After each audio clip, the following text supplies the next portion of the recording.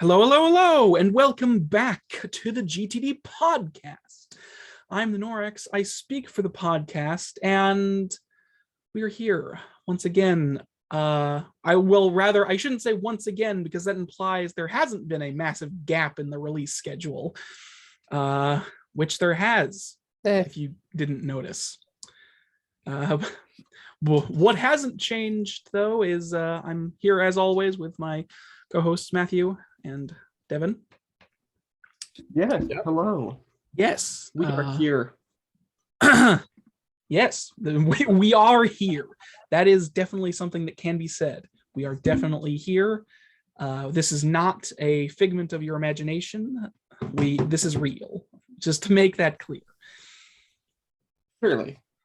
Well, it might be a figment of your imagination. But, you know. Well, I don't know how that would be physically possible, considering, but whatever. The human mind is a dangerous thing. I mean, I don't know. Maybe they're the slumbering one. Yes, our entire lives have been the dreams of somebody else. No. No? Oh, that makes too much sense.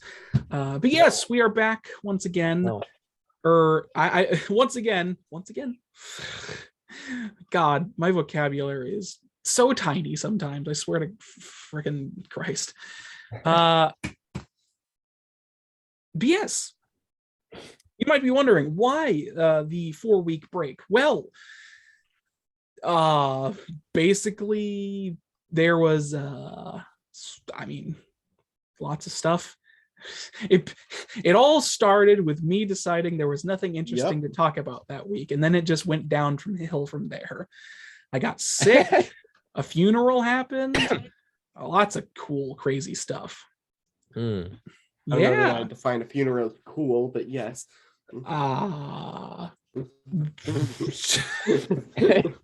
It's fair, I guess. Fair. I was gonna say that the aftermath is cool, but that's not correct in any fashion. Really? But it's not cool. Well, I guess from my perspective, I was talking about the thing we did, but like the event that was held. But like that doesn't. Never mind. Yes, we have several things coming up in today's show. We'll be talking about what we have been doing, I guess, over the course of the last 3 or 4 weeks. In my case, it was be sick, so that's fun. Then we'll be moving on to trailers and host topics. Host topics probably still won't have any of those, even with the break.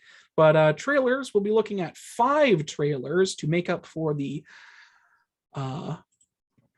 absence of this beautiful podcast that many people definitely listen to. We'll be looking at trailer for Gun Jam, Lego Bricktails, Justice Sucks, Restless Soul, and Camp Canyonwood. All very interesting looking games that they are all games. I had a lot to choose from in the trailer perspective, because of you'd be surprised how many games can release within a 3-week time span. Like Jesus. Then we'll be moving on to news and several. We'll be looking at 4 pieces of news plus a little bit of extra, which is just sort of like context for some of it. Specifically, we'll be talking about E3. Some U.S. politicians deciding to get their hands into the gaming industry once again. This time, they're actually condemning a CEO, which is nice.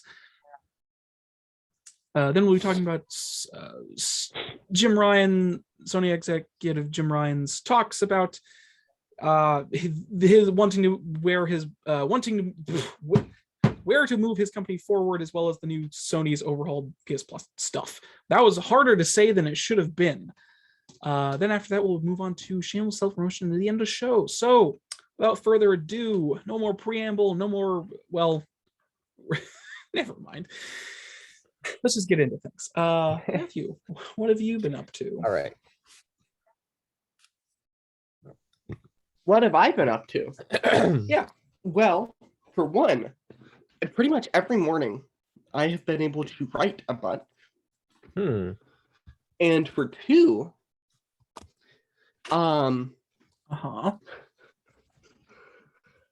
I played a video game that wasn't Minecraft, wasn't Pokemon. Wow. Yeah. What happened? What caused you to do such a thing? It's called, I supported the Humble Bundle that was done for the Ukraine thing. I was like, Oh, yeah, okay. sure, why not? Yep. Right. There's some things that I'm actually interested in, and it's a good cause, I think. Humble Bundle had over 100 games for $40. Yeah. Yeah, they have good. Humble Bundle is a good, nice website in regards to getting shit tons of games for And very so- little money. Oh yeah. I played a really good game called Superhot. Oh, so you've both played it. Yes. I suppose That I also just got spoiled Humble some Bundle. stuff, but we'll get to that. Superhot is a very fun, interesting game about shooting red people. Yes.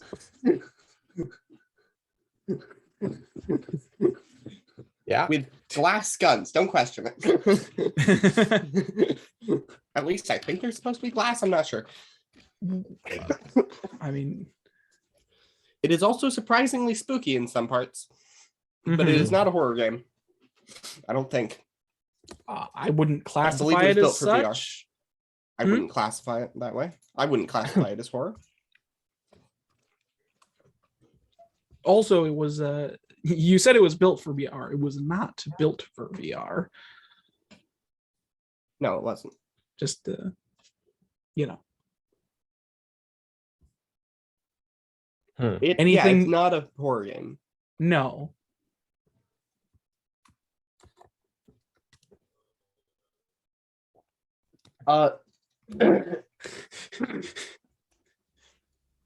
Yes. It only took 2 hours and 2.7 hours to get through the whole thing. It's not a base particularly game, long not the sequel. game. Uh-huh. No, it's not. No. But it is very tempting to buy the other parts of it. Its story has other stuff to have happen. Yeah. It's interesting. And yeah. Let's see what else happened.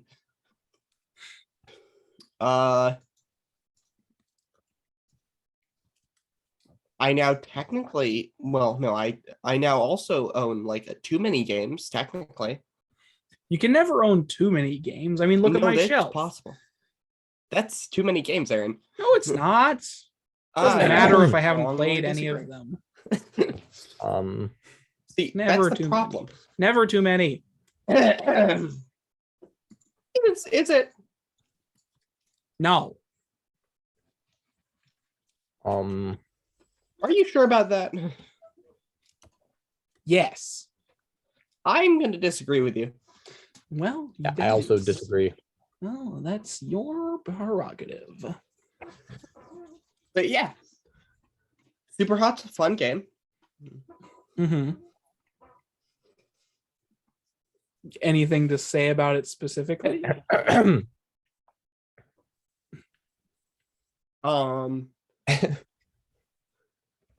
Well, I wouldn't want to spoil it for anyone who hasn't played. Well, I mean, you don't have to spoil it to tell you to say what its main gameplay feature is. That is You know, the true. thing Its that main it sells gameplay itself feature- on.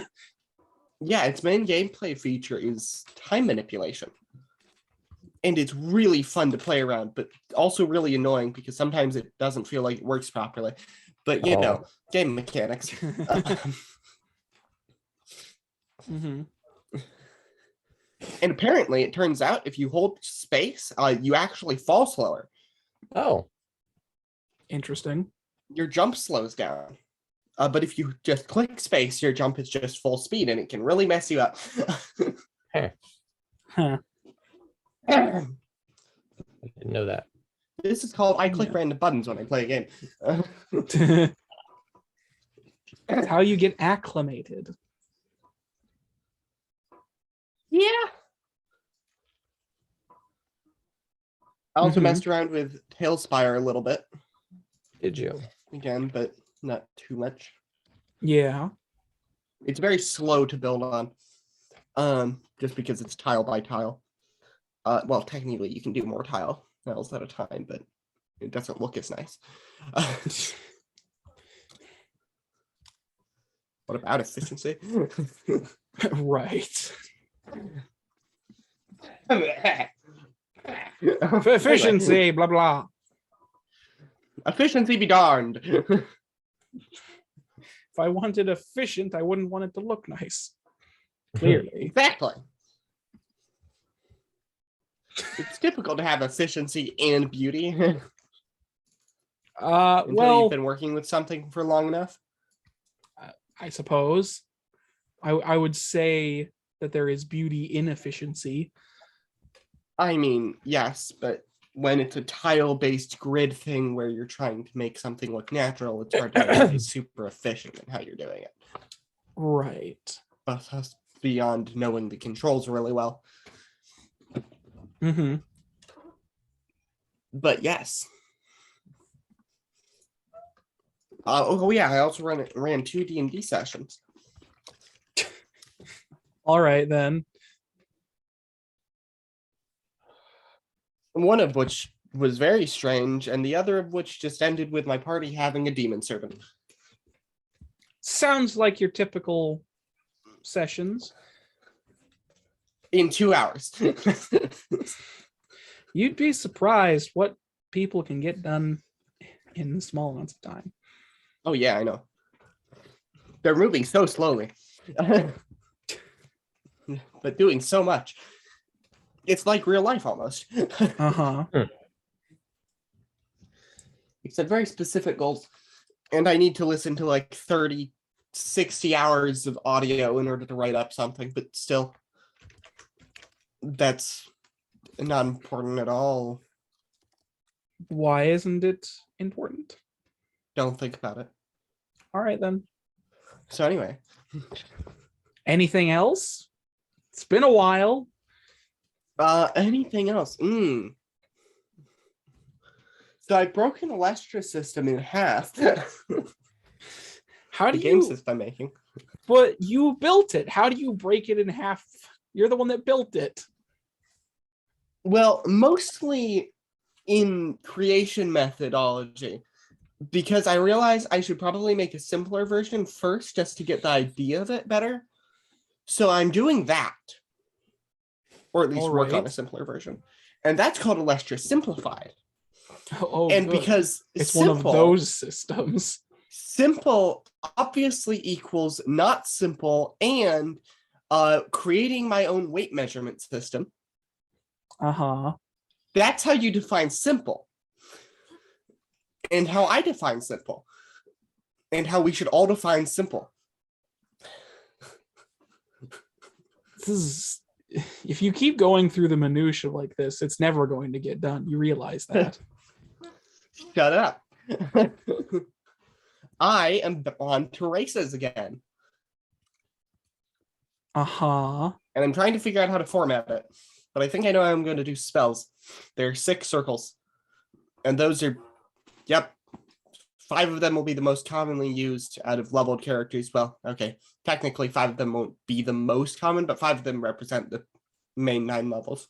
Uh-huh.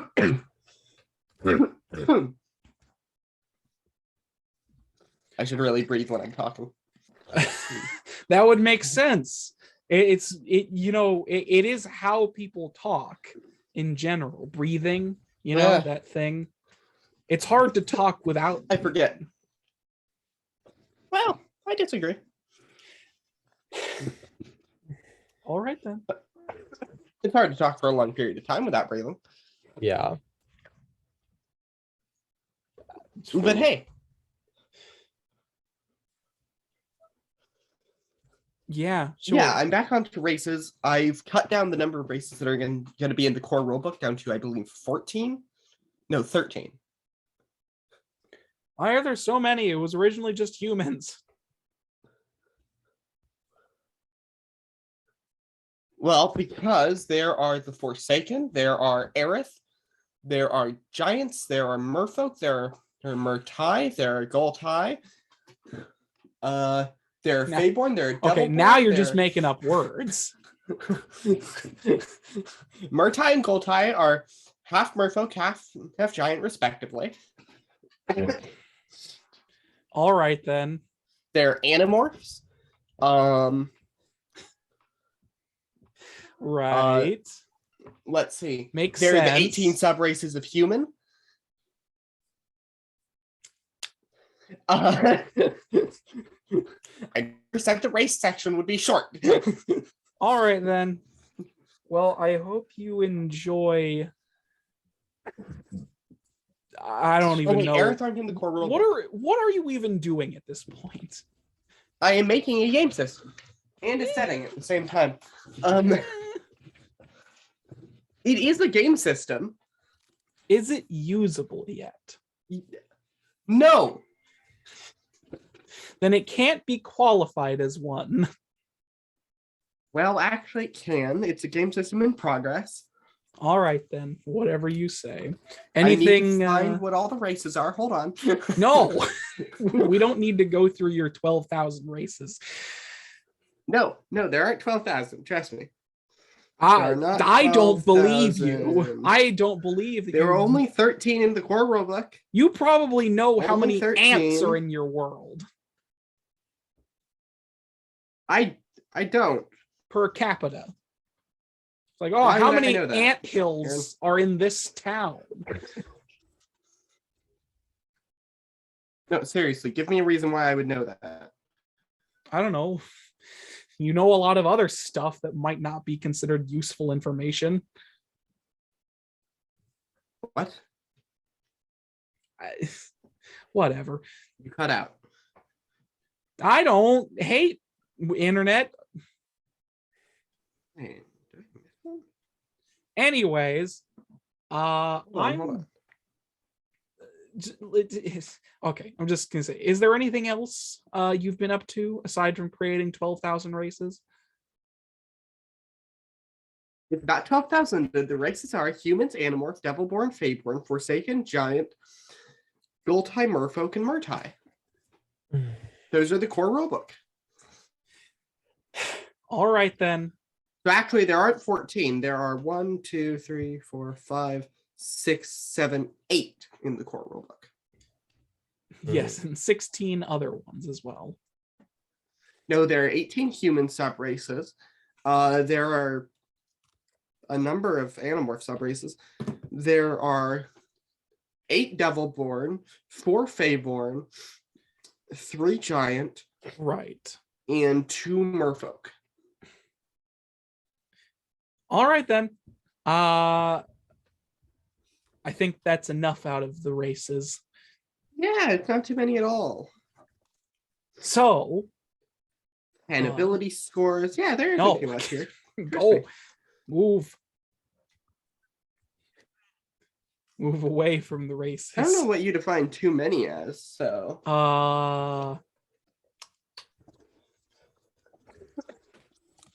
I mean, 5e has it's an amount. A lot of playable races. I guess 5e has more playable races in their core rulebook in the player's handbook than I have. So kind of the same though. They don't have more sub races, but they have more. I'm sure. All right then. So anything else you've been up to? Have I been up to anything else? Anything worth mentioning? I know, that's what I'm thinking. All right. No. In that case, I will just take it as that is all you've been doing this week. So just sum it up briefly. Playing Superhot, thought it was fun, and did a D&D. As well as the Tailspire thing, but that's something. All right. Devin. Once you're done sneezing, why don't you tell us what you've been up to? What have I been up to? Not that much. if I'm being honest. Yeah. I also downloaded the Humble Bundle games finally. It was like a week ago that we got them, and it's been a little while. Mm-hmm. I'm interested in playing Starbound, which I think looks yeah. fun. It looks like it looks very familiar. It's Terraria in space. Which is not a joke, because it's literally made by the same people. It's made by the same people. That's good. I was like, they have to have made this themselves, or else they're just like infringing on their own copyright. Yeah, it's made by the same people, and it's more story focused, I guess. Yeah, it looks fun. It looks like it'll be a lot of fun, hopefully. And what else?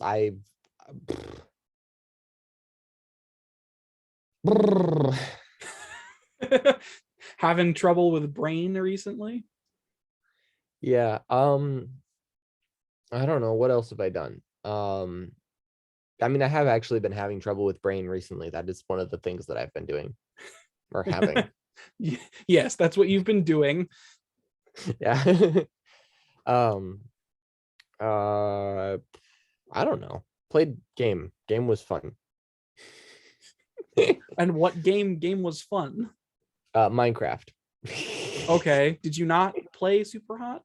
I did play Superhot. Superhot's actually a lot of fun. It's just once you start learning the techniques of it, it actually ends up being a lot easier than you might think. Well, I mean, the whole concept is time only moves when you do, so you have a lot of control over your environment. Yeah, but like if you just pick up objects and throw them at your enemies and then punch your enemies, you can literally play the entire game without guns. Yeah, and it's not that hard. All you do is just dodge. You're just like, they're shooting. Okay, move to the left. They're shooting to the right. Okay, move to the right or left. Move. You just dodge, punch, dodge, and it's a lot of fun, but it tears through the game really fast. Yeah, well, because the game doesn't expect you to play like that. It expects you to eventually develop play like that. And before that, you're always trying to get the gun because the gun one-shots the enemy. But if you go for the gun, it's not that good because it wastes time. Yeah, makes sense. I don't know. It's so much fun.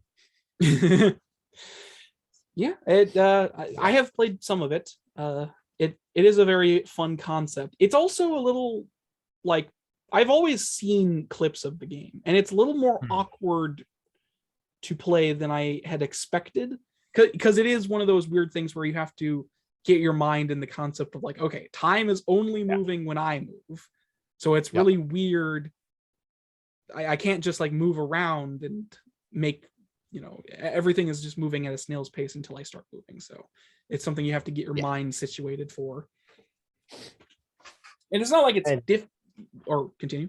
Oh, no. Yeah, I was just agreeing. And then I was going to say, in other news, you remember when I was super excited about my Magic the Gathering channel, my Minecraft channel, how it was like, oh my gosh, my Minecraft channel has like 60 subscribers and it has a video with 27,000 views or something like that.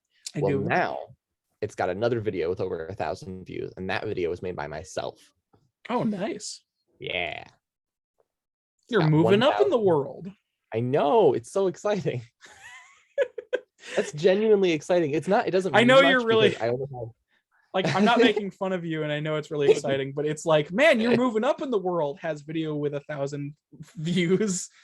It's just the juxtaposition between those two things is quite funny to me. Okay. I'm just saying, like, I'm not making fun. If you go to any, if you go to a middle school, they're going to be like, oh, that's cool. And then the people who have like videos with thousands and thousands of views will be like, pfft. But most people will think, I mean, if they're cool. Dickheads, yes. And then some guy is on TikTok and he's like, yo, dude, on TikTok, I have 1 million views on this video. Yeah, except on TikTok, which is a different platform than YouTube. Yeah, and it compare them. Is essentially the modern day Vine, except way worse. Yeah, and more prolific. Yeah, somehow. Don't know how that happened. At my work, there were multiple people during lunch on TikTok, full-grown adults. That's not on TikTok. Overly surprising. Yep, because once you get TikTok, if you don't realize that it's a mental disorder, you'll suck in like 5 hours of your day every day. Maybe not 5 hours, 2 hours of your day every day. I like how you're just classifying TikTok as a mental disorder at this point. It is. TikTokers are mental. TikTok using TikTok is a mental disorder. It's an addiction that you don't realize you have because it's not very strong, and then you just do it because it's it's the lowest effort way to get happiness. I mean, you're correct. And so you will automatically default to using TikTok. I mean, it's the same with literally every other social media platform. Twitter, Tumblr. Yes, except they take a little bit more work. I mean, it takes zero effort to take out your phone and look at whatever's people that tweeting. You know. Yeah. And I don't know. I don't know. I don't understand social media in general, so I'm not one to talk. Yeah, that's cool. You're getting places on YouTube.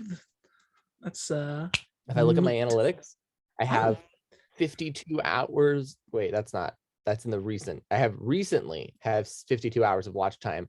In total, I have 255 hours of watch time. Nice. With an average view duration of 28 seconds. Hey, that's not healthy. That bad, probably. No. You know how many people it's reached, though? I have 32,000 views in total, which means that 27,000 of them are one video. It's not uncommon. Still, 5,000 views is a lot. Yeah. Yeah. And 300,000 impressions. That's a big number. There we go. We can have a huge number there. It's a big number. It's a real big number. It's real big. It's real big. It is. It's real big. It's real big. Ignore that it's not a very important number. It's just a huge number. Look at that. Huge. Look at the huge number. Yeah, exactly. But hey, also midway from me complimenting you, I just realized, like, man, I suck at giving people compliments because I always just sound disinterested and half-hearted. I'm just like, man, I suck at giving praise to people. Anyways, aside from that small mental schism, Superhot is what we were originally talking about. And it is a fun game from what I have personally played and seen. Superhot. I wanted to mention, because I don't know if you've gotten through the whole game, but one of the major things I've seen is like the challenges where it's like, you know, survive for a long period of time against ever increasing numbers of enemies in the game. So there's like specific challenges and stuff, and that I've seen stuff like that. That looks like more complicated because it's essentially like a puzzle game. It's a first-person shooter, but it's more puzzle focused because you have to anticipate what's going to happen, even though you're the one controlling what's happening. So, you know, it's a fun time. I think. Do I own Superhot? I think I own Superhot, so I could download and play it if I wanted to. I don't know. My Steam library is really large. My physical library is very large.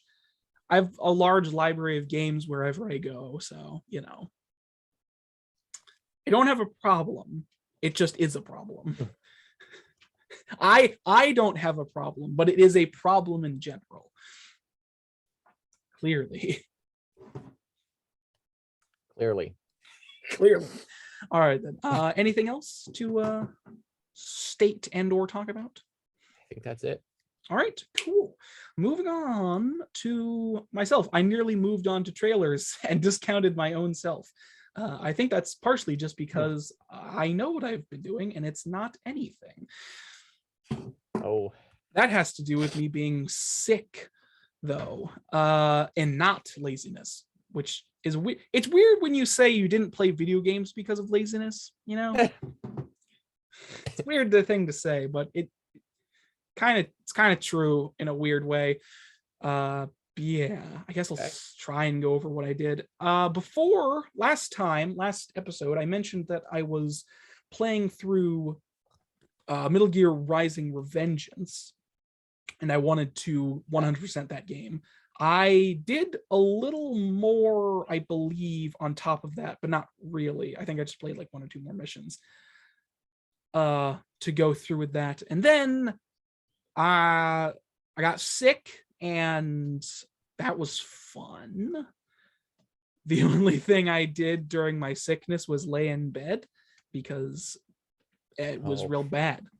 It was very bad. Just to sum it up, all of my insides wanted to be on my outsides. So, it wasn't a fun time. Eventually, when I got better, I ended up playing some Smash Brothers because I have a problem. And every now and then, I just decide to go back to Super Smash Brothers. And then this time, I did not play online. So I at least learned my lesson in that regard. But yeah, I mean, it's still a fun game. It's just, it should be played with other people, Yeah. Still a fun time, even by yourself. Other than that, I have been, I guess, I've been looking to see if I can get new is kind of a weird way of putting it, but a PlayStation 2 in general, because my one may or may not be slowly killing itself from existing. Oh. Yeah, I don't know if it's just... Or what? Oh. Basically, my current PS2 is very old and has gone through a lot of use. It was not originally mine. It was originally my sister's, so it already got a lot of use besides me when I inherited it. So it's been through a lot, and recently I don't know if it's just PS1 discs or not, but it has been eating discs. So whenever I put a disc in and I play it for long enough, it starts to scratch up the disc.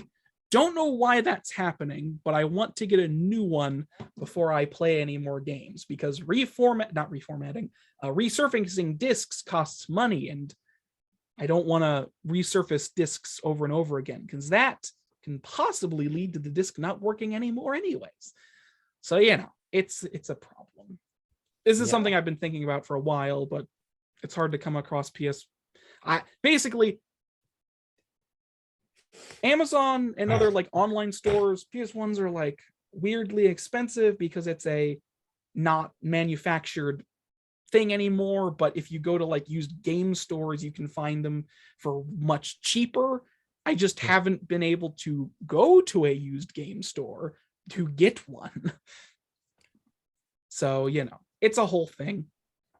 Eventually, I'll be able to play this. It's actually a very big problem, because aside from probably PC games, the highest game collection I have is PS2 discs. It's just a problem. I have a lot of PS2 games that I can't play any of because I'm worried my PS2 will eat the disc. So that's all good and fun information that sounds like a good problem to have. It's a great problem to have. It prevents me from playing video games, even though I want to play them. Other than that, I haven't played Dark Souls, so that's new information, I guess. It's a sad state of affairs when me not playing Dark Souls is the more surprising bit of information. Yeah, I don't know. Yeah, it's a thing. Anyways, I'm fully healed from my sickness, so I'll probably continue on with Rising Revengeance soon, and then possibly move on to Dark Souls 3 now that I have all the equipment to play it. So yeah, that's about it. That's about it for me in regards to what I've been doing. And yeah, that's fun. Why can't I end segments non-awkwardly? Whatever. Let's just move on to the next thing if nobody else has anything to say. I don't have anything to say. Shoot. Cool. Trailers. That's the next segment. Hey. Usually. So, we have, as I said, we have 5 trailers that we're going to be looking at. First up, let's just go with this one. First up is a trailer for Gun Jam. Now, a while ago, I don't remember which episode it was before, but we have talked about Gun Jam before. We looked at a teaser trailer for it. For those who don't remember, Gun Jam is initially for the teaser trailer, it was advertised as a rhythm-based shooter. So it's a rhythm game that is also a first-person shooter. And in this new trailer, we actually have a decent chunk of gameplay to look at to see what that looks like. And it looks like it looks like a rhythm-based shooter. To suffice to say, basically, it has this sort of, I guess, cyberpunky kind of like funk. Well, what's the, like, Jet Set Radio is a good example. It has that kind of like post future kind of aesthetic that's very like techno and stuff. I can't words for some reason when describing this, but that's that. So yeah. Anyway, so the trailer itself gives a good example of what the game is about, which is you have to, everything you do has to be in time with the beat of the EDM. So the game's actual soundtrack, you have to do everything in beat with the EDM. And on screen, when the game is going, there are like these little squares that come up from the bottom of the screen, and you have to do something when they reach the center of the screen in order to get, like, why can't I describe things today? Jesus. Basically, you get the idea. You're keeping in time with the rhythm for doing any of your actions. So one of the base actions to like keep the rhythm going is like snapping your fingers. So you can just snap your fingers and continue with the rhythm, or shoot your gun. It doesn't appear you have to move to the rhythm per se. It is just you have to do actions in tune with the rhythm. So you have to shoot your gun, snap your fingers, to kill the enemies, stuff like that.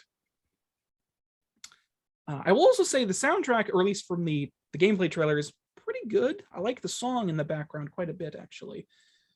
You would hope that is the case with a game that is rhythm-based, though, so, it would be bad if the game that is entirely rhythm-based had bad music.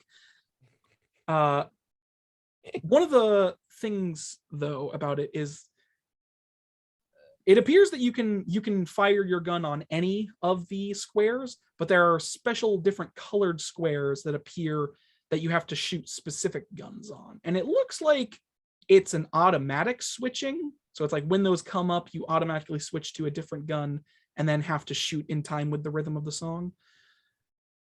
There also appears to be a time limit on the stages. So I don't know if it's level based or if it's you just have to go for a certain amount of time, or quite not.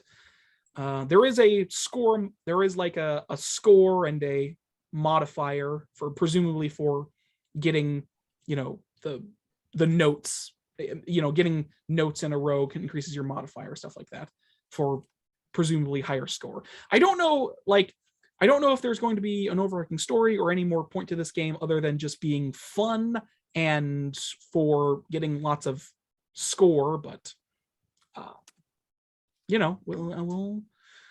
we'll see, I suppose. What do you guys? What do you two think?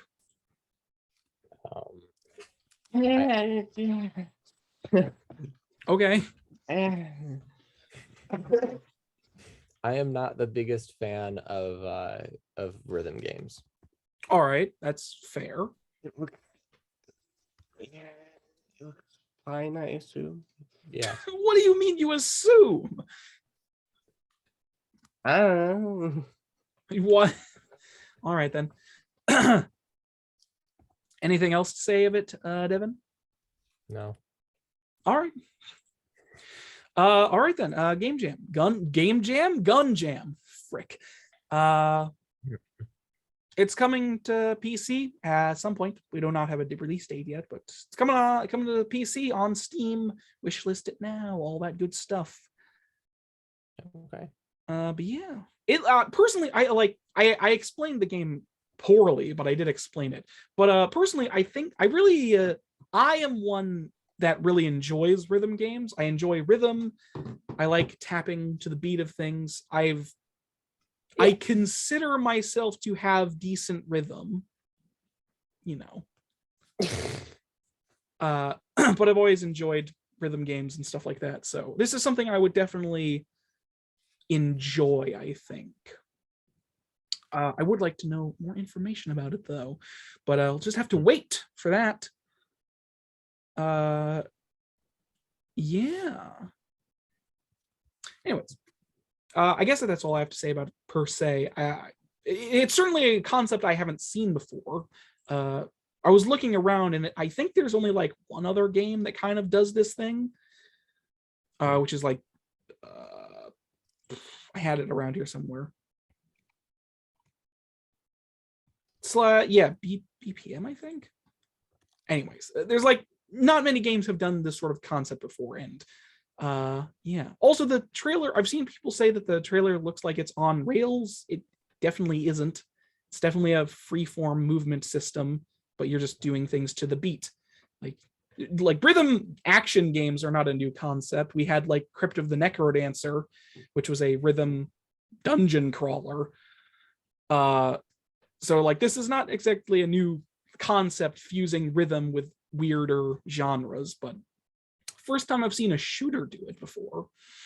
That's Gun Jam. I'm interested in it quite a bit, if I can say words correctly, which I probably can't.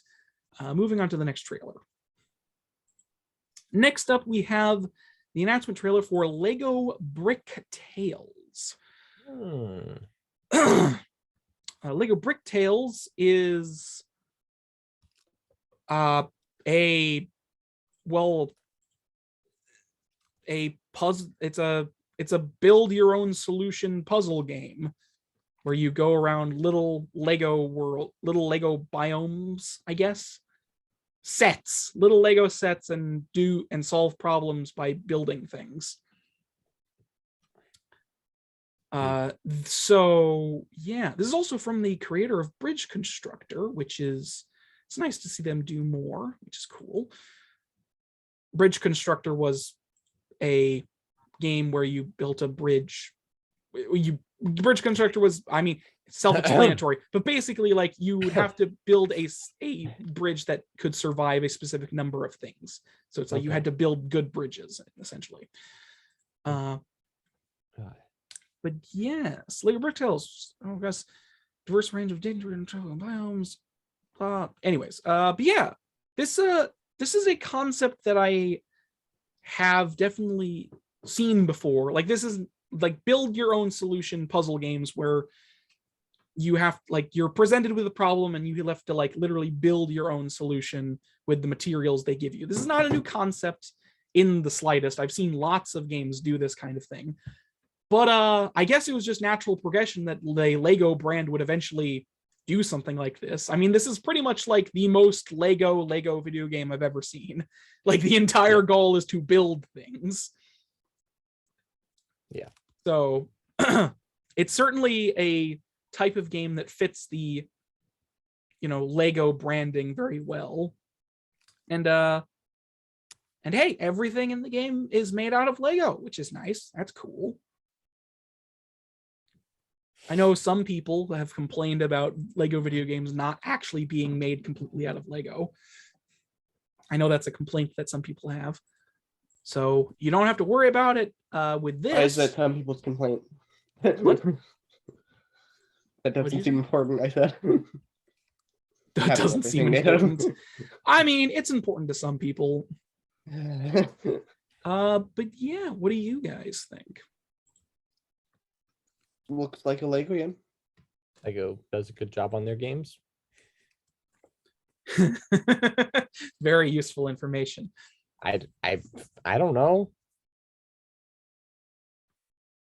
It looks like a Lego game. All right. Anything more to add? Nope. All right. No, aesthetic. Or continue. I had nothing. Oh, you were just coughing and pretending to talk. I see.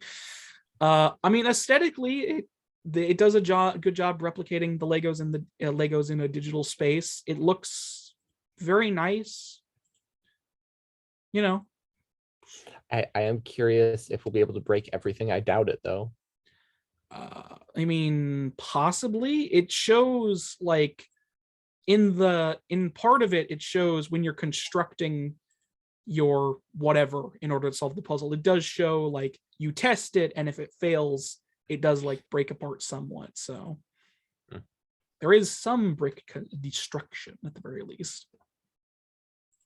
I mean, like if you're out on a map, you're probably not gonna be able to break honestly, I would be very surprised if that wasn't the case to at least some degree, because that's kind of a key stone to like build your own solution puzzle games, is the fact that your machines can break apart and fail while you're trying to do the puzzle.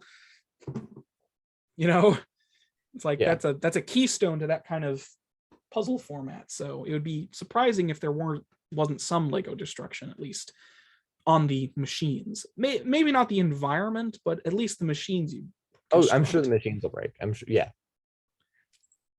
I mean, maybe there'll be some destructive environment. I don't know. I guess we'll just have to see. I don't know what the only like major puzzle they show in the trailer is you building a helicopter to go up a mountain and save somebody. So that's the only like major puzzle they show. But it looks like there's a lot of different variety, and there's a bunch of different like landscape biomes that you can go to. It's also that's something else that I really enjoy about this game, is that it kind of goes back to the roots of like Lego. So you have like, you know, pirates, roller coaster, knights, police, construction workers, jungle explorer, you know, like these kinds of like, it's not old school. Oh, that's the other thing. All of them are yellow Legos. I just noticed they're all yellow. The yellow faced miniatures.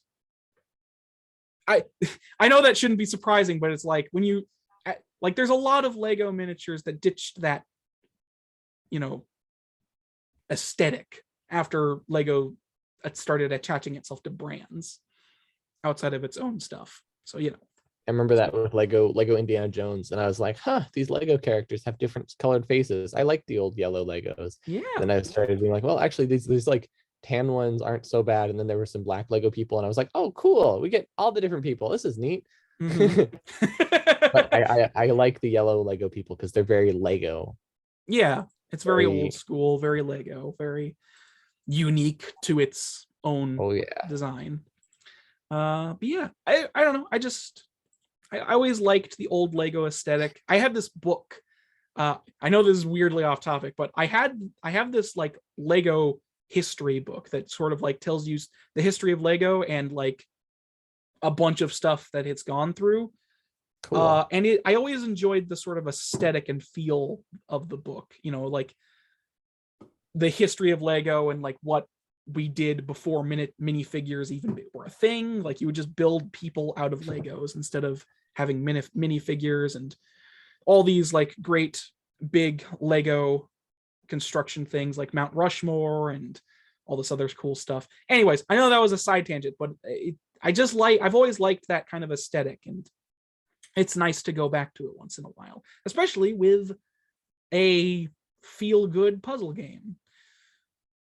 I also have to make special sort of I like the music in the trailer as well. It's you know, for this type of stuff you'd probably want calming sort of just music in general, but I like the soundtrack. If the whole soundtrack is kind of like that, then sign me up, man.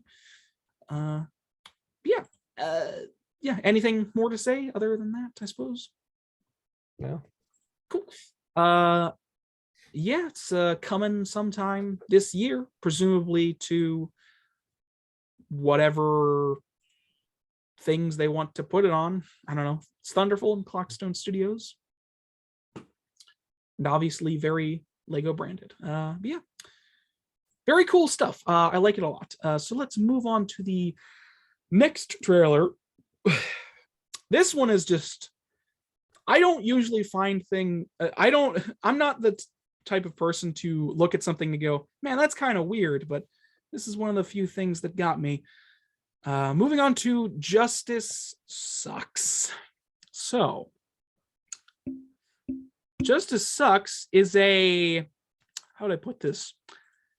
Action stealth, sort of an action-y stealth game.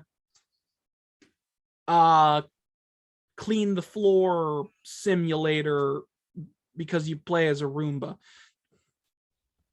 Yeah, it looks very strange. So you play as a Roomba who can turn into a big buff Roomba. This is not a sentence I think I'd ever say. And the game, so I need to explain. This trailer starts off with like this animated cutscene thing where you're a Roomba where it's a Roomba in a house, and then these people break in with guns and start antagonizing this family, and the Roomba like tries to attack them and then gets bodied by a big buff Roomba. Like a Roomba, like a giant bodybuilder that has a Roomba for a head, and gets destroyed by him, and then it gets flung into the TV, and then it goes to gameplay. So apparently, like, that is intrinsic to the game, because apparently you're doing all of this in the TV dimension. That's actually part of it. You're in the TV dimension. Yeah. Take on the role of a killer Roomba. Okay. Yeah. Justice actually plays Dusty, a robot vacuum that goes wild, quest for vengeance in the TV dimension. You'll be battling intruders, hacking smart devices, and of course, cleaning through nostalgic worlds. So yes, it is, like I said before, it is a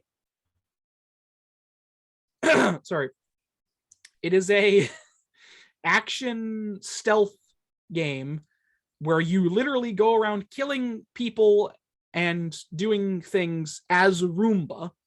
And sometimes you can turn into a big buff Roomba and punch and kill people that way. So yeah, it's kind of weird.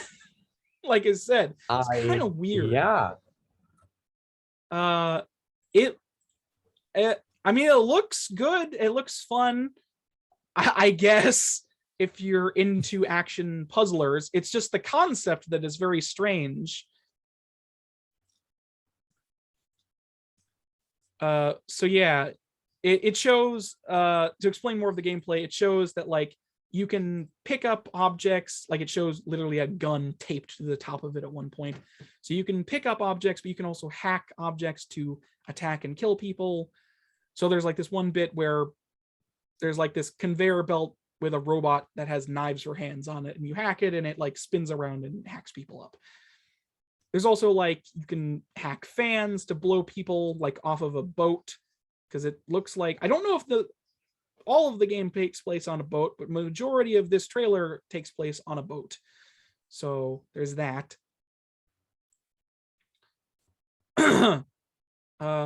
So yeah, just hack many devices to kill people, and then turn into your big buff Roomba form to kill them more, and then clean up all of the blood and guts because you're a Roomba. That's what it is. That's it. It also has a weirdly good soundtrack, and I don't know why. Because the stealth Roomba game needed a good because the stealth Roomba game needed a good soundtrack. But yeah, what do you two think? 10 out of 10 concept. 10 out of 10. I probably still won't play it, but that's because I just don't play most games. Yeah. What about it's very strange. It is. What gave you that idea?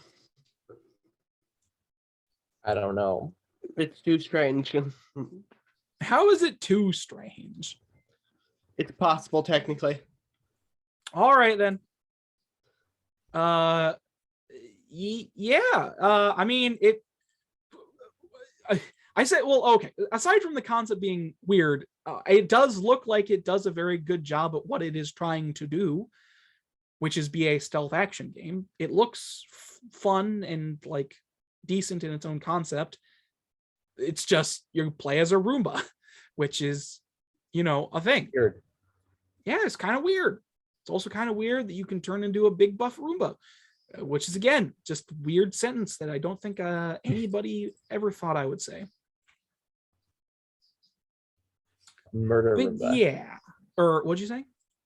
I said a murder Roomba. Very important. Yes, a murder Roomba, obviously.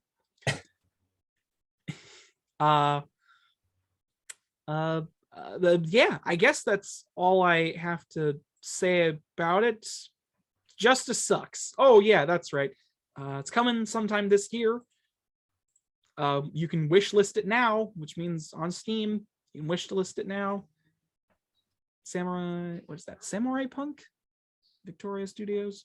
It's just naming studio names at this point. Yeah, I don't know. It also, like, it says in this, one of the lines in like the description for the game is that like you go through nostalgia soaked worlds, and I don't know what that means. I know you're in like a TV dimension, but I don't know what nostalgia it may or may not be commenting on. So there might be some weird licensed stuff that is for nostalgia. I don't know. Like, it's nostalgia. Like, what's nostalgia in this case? Like, what is it referring to?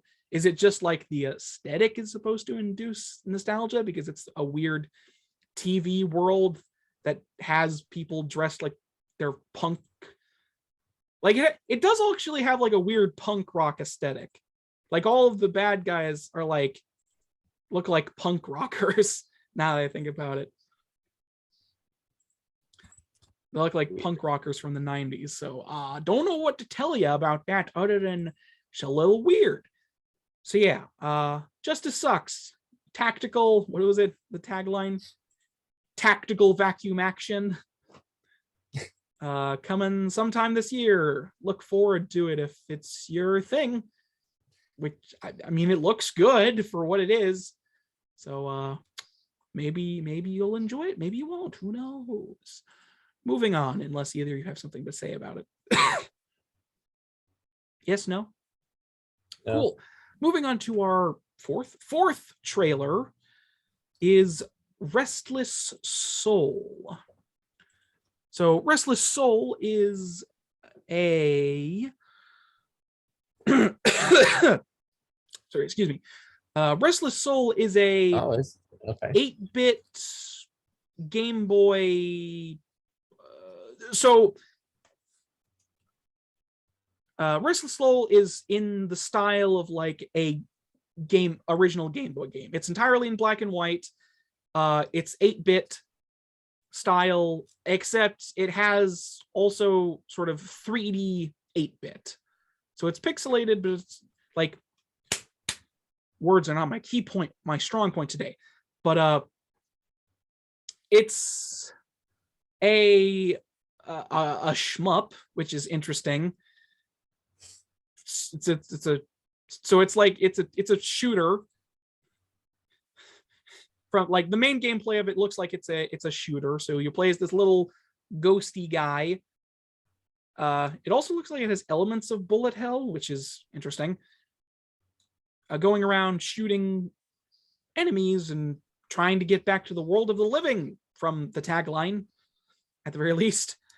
It's also very comedy focused from the dialogue that's said, from the looks of it. It's very cutesy as well. It has like a very cutesy 8-bit art style that is also like, it's kind of like how do I explain this? Like, the majority of the environments are in the third dimension, even though it's Game Boy pixelated graphics. All of the characters are 2D sprites. I think sometimes they are not, but most of the time it looks like they are. However, they are also completely 3D, so they can flip around and be like, they're 2D sprites, but they can flip around and stuff, but they aren't always forward facing. So like, how do it's hard to explain, but basically like the 2D sprites are in a 3D environment and they act as if they are 3D, even though they're 2-dimensional. So you can have like big floating 2-dimensional octopuses floating around you, but you can like see that they're physically 2D. So they like, if they were facing sideways towards the screen, they would be almost invisible because you're looking at them on the edge. You're looking at them from the side, but they don't have a side because they're 2-dimensional objects. You understand? I don't know. That was hard to describe, but yes, Restless Soul. It's interesting. This is a very interesting looking game. I will say that. Conceptually, I've not seen really something like this before. Like, I've definitely seen 2D sprites in 3D environments, and I've definitely seen like pixelated Game Boy games and stuff like that, but I've never seen like this kind of thing where it's 2D sprites in a 3D environment, but they pretend and act like they're 3-dimensional objects. But yeah, anyways, I've probably rambled about that for too long. Going back to the main gameplay, appears to be shooter.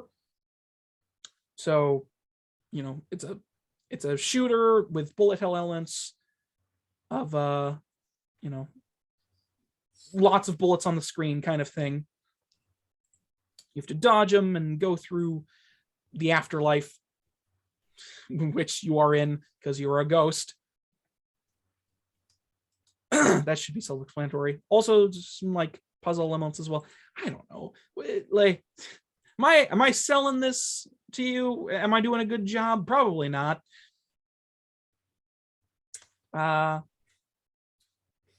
Yeah. What do you like do? Yes. It looks cute. What were you gonna say, Devin? I like puzzle games. All right. And it's got a neat cartoony graphics. The thing is, I have very specific things that I like, and so I'm just like, eh. That's I mean, fair. I appreciate. Here's the thing. I appreciate the name. Mm-hmm. I appreciate the cutesy art style. I don't know if I would play it though. I don't think I would play it. All right then. That's completely fair. You know, it's definitely has a specific demographic writing on the back of this one. Yeah. However, I bet there are people who would who are very like excited about it. Yeah. Because it's got a very nostalgic feel to a nostalgia I'm not a part of. Yeah, definitely. Yeah. Yeah. I can agree with that because it's very, you know, like it is basically a Game Boy game to some degree. Like original Game Boy. It looked like Pokemon. Well, that's because original Pokemon was a Game Boy game. You know, black and white and 8 bits. That's what they were working with. The original Game Boy was 8-bit. The Game Boy Advance was 16-bit. You know, so anyways. Yeah, I don't know. I'm working bad. Why can't I speak? God, I'm just gonna take a drink of water and reset. Okay. So, is that all you had to say about Restless Soul? Okay. Yes. Matthew, anything else to say other than No.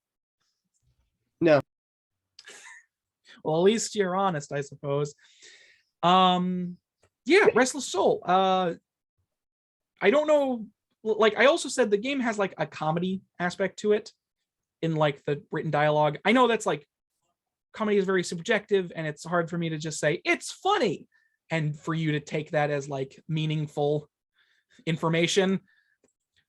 Especially because like if I just repeat one of the written dialogue lines, it's not going to be funny. I know for a fact it's not going to be funny because written dialogue is very subjective. But to me, at least, it appears to be trying to have comedy as one of its main aspects. That is what I can give you. But yeah, Restless Soul looks, like I said, looks very unique, very interesting. Coming, don't have another game without a release date. Do not know when it is coming. Presumably, sometime this year. Presumably, you can get it on Steam and the Switch. So go after it if you wish to have it. You can wishlist it on Steam. It's also coming to the Nintendo Switch. So, yeah, sorry. Look forward to it if you are interested in it and all that good stuff. This is why I put the trailers in the description, so you don't have to listen to me fucking describe nothing for a few seconds. Anyways, moving on to the last trailer for today. If my window will load, there we go, is Camp Canyonwood. Yeah, that one looks really weird. Does it? That's my comment on it. That's my whole comment. That's all you're going to say about it. Yeah, it looks really bizarre. Also, all right. I don't trust any of that advertisement. All right. How nothing strange happens. That doesn't seem right. Nothing strange happened at Camp Canyonwood. So Camp Canyonwood is currently in early access. I will say that up front because I know some people get a little weirded out by that. But I think in this case, it's fine. This one looks like one of the good early access ones. Excuse me. So Camp Canyonwood is a very art style wise, very representative to Don't Starve. If you have seen that, it looks very similar to Don't Starve. You know, sort of the little 2D animated characters and stuff like that. So it's aesthetically, it looks very similar to Don't Starve.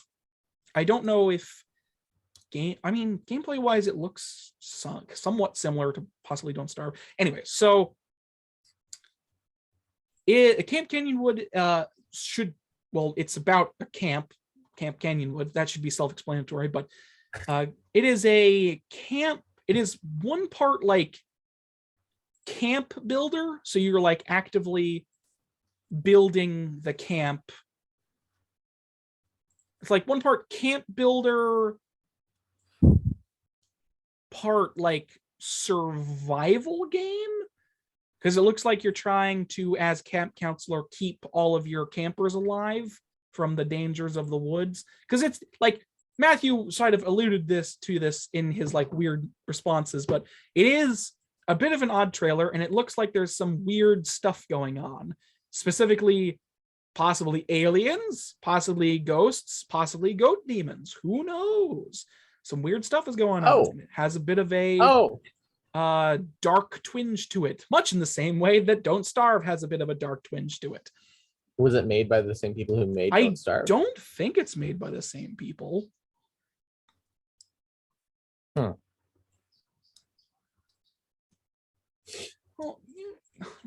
I should have looked this up before, but like I feel like I would have heard about this if it was made by the same people as Don't Starve. So I'm just gonna quickly, sorry.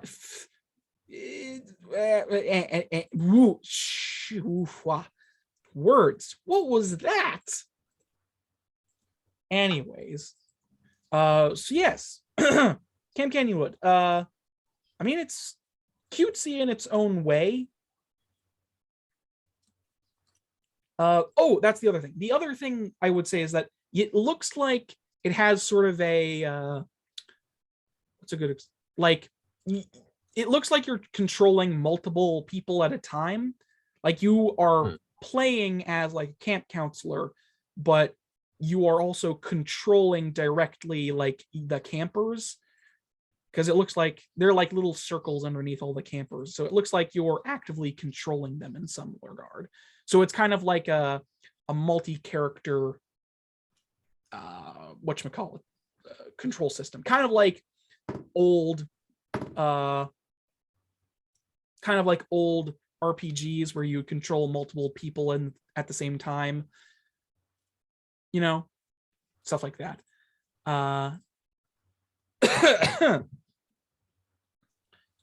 But yeah, Camp Canyonwood.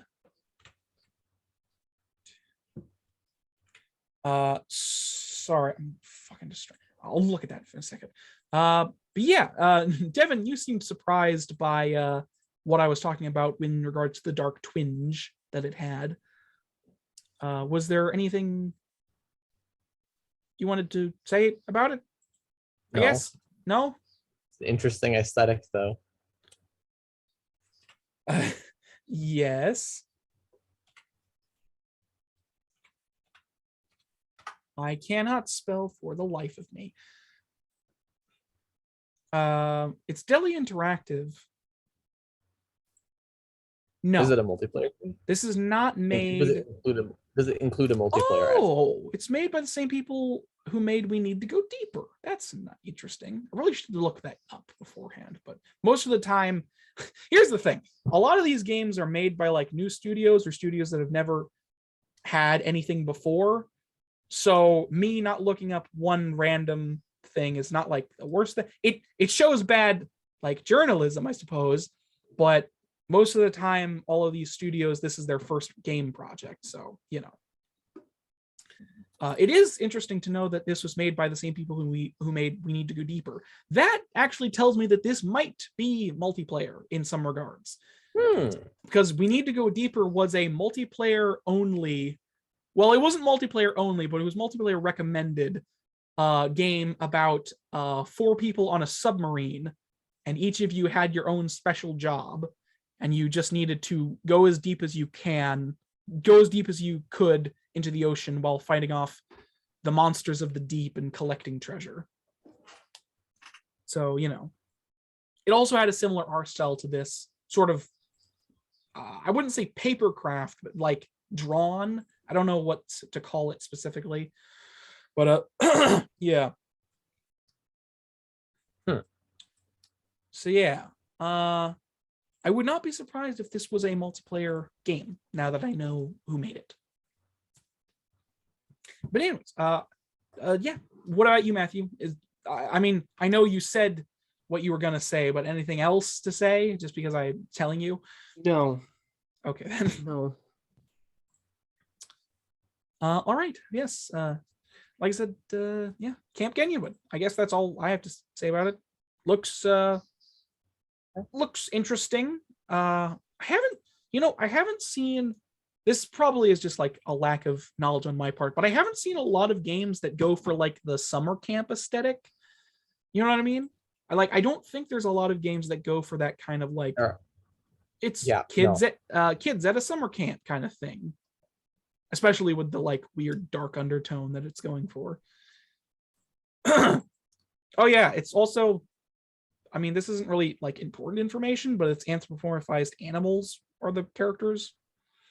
It's not like super important information, but it's important enough for me to mention, I guess. I don't know, words are hard sometimes. Anyways, yes, this is an early access on Steam.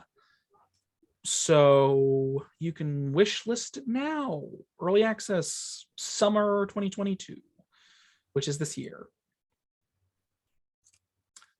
Anyways, yeah, very, I mean, if you liked Don't Starve, you'd probably like this, assuming it is as similar as to Don't Starve as I think it might be. I did not play Don't Starve. Don't play Don't Starve. Like, what? Words are hard. Okay, I thought Don't Starve was a good game. It is, no, that's why I said words are hard, because clearly you misunderstood what I was trying to say. I know. I thought it was a good game, Aaron. What are you talking about? It is a good game. Don't Starve is quite good. I thought Don't Starve was a good game. Yes. Anyways, that was the last trailer for us. So that was quite a few trailers that we just went through, which is unsurprising considering I picked out 5 because of the upload gap between the last episode and this one. Yeah. So I'm just going to get this out there right now. Do we have any host topics? And if no, we're moving on.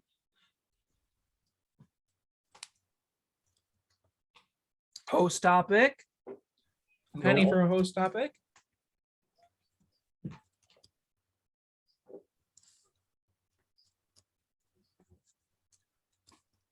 Any Nope. pennies? Pennies? No. All right then. No host topics from either of you? All right then. I know I should probably have one just in case, but I mean, listen, I know getting sick isn't a excuse for not thinking, but like, come on now. Just let me have this one. Okay. All right then. I have What? The thing is, we've talked about a lot of stuff, so I don't even know what I could bring up that we haven't talked about already. I don't know.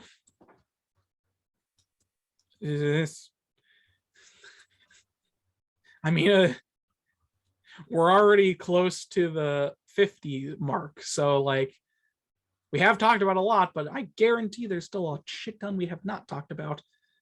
We also sometimes go into tangents about, I don't know, canals. So, you know. It's not, I'm still serious about that. We should build an American. It's not canal. like it's not like all of the time spent in the podcast is about games specifically. Sometimes it's games adjacent. But anyways, let's just move on to the news without further ado before we just, I don't know, talk about canals again. So we have 4 pieces of news we'll be talking about today. First up is, so E3 is now officially canceled for this year, just in general. So why can't I just say words and then continue with my sentence like a normal person? So E3's digital event is now officially ditched following the cancellation of its in-person event. So to sum it up, so E3's in-person event was initially canceled, was announced to be canceled not too long ago. It was probably within the last like several weeks or so, maybe in a month. I don't know. It was done in between the time we didn't have an episode. I know that because we would have covered it if it had happened before we stopped having episodes. Anyways. So this marks the third year? Fourth? So anyway, E3 has officially ditched its digital-only event this year, which following the cancellation of its in-person show back in January, there's no E3 at all in 2022, which is this year. So when shows organizer ESA, fuck, why is this so hard? Anyways, to sum it up to at least some degree before I just go on a fucking tangent. So the ESA, which is the people who run E3, the Entertainment Software Association, confirmed that it would not be holding a physical event this year back in January due to the potential COVID risks. Several journalists suggested that it might actually have been scrapped before Christmas, marking the third year. Yes, so this is the third year in a row that E3's in-person component has been canceled, which is not too surprising considering, you know, COVID. Yeah. Then there were reports that the ESA were once again planning a digital software or a digital event like they did last year. Remember the last year's digital event that we covered? Probably not. Kind of. How they did their own. Yeah, they did. Yeah, they did like their own virtual thing. virtual like show that they hosted. Yeah. Said, but there were reports that he was planning this similar to last year's, but ESA has officially confirmed that E3 will be skipping 2022 entirely. Here's a quote from the ESA. We will devote all our energy and resources to delivering a revitalized physical and digital E3 experiment next summer, the ESA said. Whether enjoyed from the show floor or your favorite devices, the 2023 showcase will bring the community and media industry back together in an all-new format and interactive experience. We look forward to presenting E3 to fans around the world live from Los Angeles in 2023. So even though they are missing out this year entirely, they are planning something.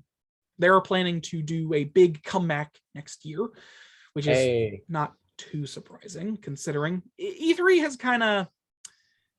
had a very this cancellation of E3 entirely does allow me to bring up the fact that E3 is kind of a weird event. I know like you two don't really follow E3 at all and are just like, whatever in terms of games, but E3, especially over the past several years, has kind of become less and less. It's become more and more of just like companies, just what's the term? An ego stroking contest, essentially, where it's just lots of companies showcasing all of their stuff, for like the hype train or what, like it's not very like because I don't even think, can regular people even go to E3? I don't even remember that's the case. I know they can't to certain show events. Like I know it's funny. Mostly, I think E3 is the one that's mostly just for journalism. And like normal people are not actually allowed at E3. No, wait, are they? No, they are under certain circumstances, but it's mostly done for like journalism. It's mostly done for like journalism and reporting. So that's what I mean by E3. It's like it's become this big, bloated, like just showcase of corporatism, essentially. You know what I mean? Fun. Yeah, I mean, I'm not going to pretend like I didn't enjoy E3 to at least some degree. I enjoyed seeing all the new happenings, and I enjoyed laughing at corporations failing miserably at trying to garner hype from their audiences. I'm not going to pretend that that isn't the case. However, so this article specifically does go into that stuff that I just brought up of like E3 has kind of had some shakiness, like within the last few years, it has sort of become less and less of a thing, like even with the corporate thing, but like it has become less of like a thing companies themselves even attend. Like Sony, EA, Activision, Nintendo, a lot of different companies have not even gone to E3 as of late and just hosted their own digital events to showcase their stuff. So E3 is kind of like, in this weird, like companies are leaving it and it's being, I wouldn't say it's being phased out because it's still a lot of like publication gets brought from E3. So it's probably something that will continue into the future, but it's definitely something that corporations have been doing less of and just doing their own events to showcase their stuff. Nintendo was the first adopter of this method with the Nintendo Directs and their Treehouse when they stopped coming to E3 and just did their own digital events. Sony was like the ones to follow roughly like several years after, and then several other companies also joined them. But so yeah, it's definitely, and I'm not to mention like this is something other like, so I will say this now. So E3 even though E3 is not happening, Jeff Keighley's Summer Game Fest is going to still commence. So the Summer Game Fest is also something we covered last year, if you remember. It was something we covered along E3, if you recall. And actually, I would argue that Summer Game Fest had like some bigger announcements than E3 did last year. That's just from a personal standpoint, though. So Jeff Keighley's Summer Games Fest has stepped in to fill the void. Last year's Summer Game Fest delivered a month-long program of reveals, announcements, and now following today's E3 statement, Keighley has confirmed he's ready to go do it all again this year. Here's a quote from him: "Excited to share that Summer Game Fest will return this June with a slate of events." The omnipresent host wrote in a tweet shared shortly after today's E3 news, "We'll be producing another kickoff live show with announcements, news, and first looks. Much more to share in the coming weeks, along with some very cool new elements for 22. It's a direct quote from Keighley about his excitement in regards to Summer Game Fest. So, yeah, so even though E3 is like not happening this year, Summer Games Fest is happening. And that brings me on to my other point about E3 being kind of, you know, sort of falling to the wave side over the course of the last few years, is that there's a lot of other gaming shows in general that kind of have been happening, like let alone companies just doing their own thing. There's also like Summer Game Fest, and then there's a couple other like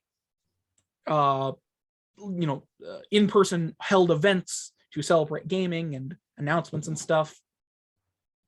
So there's a lot of competition, and E3 has been flounderized, slightly in the last couple of years. So I wouldn't say, like I said, I wouldn't say it's on the way out, but it's definitely, a lot of people are moving away from it, and it also has new competition that is, I guess, from a certain perspective, some people would argue is doing better than them. I mean, I don't know. There's a lot of people that really like Jeff Keighley and the Summer Games Fest, so I think it's because Summer Games Fest is, to a certain perspective, more community and game community oriented instead of like corporate oriented. What'd you say? Instead of being like a look at we made, it's like instead of saying look at what I made, it's more of a like look at what we've been doing. I don't know. I get what you're doing. It's instead of, it's I can like, actually see the appeal of E3 though. Now that you're describing the contrast, I'm like, I can actually see just wanting to go see a big spectacle that I had no involvement in. It's this big thing that it's like, yeah, you did it. Good job. Yeah. I mean, it's like, I don't like, I understand why people dislike E3, especially, certain, or not certain types of people, but like, I understand the criticism of it, but I also am not one to just discount. It's easy to get caught up in the excitement of it sometimes, because it's like, there's this all new stuff being announced with a lot of excitement surrounding it. It's, it's easy to just get caught up in the excitement, which is not a bad thing per se, but, sometimes you have to just measure your expectations, But yeah, and that's about it for that, I suppose. Anything to add, or, You act like I understand these gaming news things. Well, I give you the benefit of the doubt. I give you benefit of the, is that how you say that? Benefit of the doubt? Yeah. That doesn't sound right. Benefit of the doubt doesn't sound right. Regardless. I don't think it's the right frame. Doesn't matter. Anyways, but yes. Yeah, so that's about it. Just E3 is officially canceled, and Summer Game Fest is taking its spotlight. To sum it up, I suppose. It's easy to sum things up once you've gone through it point by point, which makes sense. Anyways, moving on to our next bit of news. This one is a little more heavy, I suppose, than the last one. The last one is just like, E3 doesn't happen. Here we have, several US politicians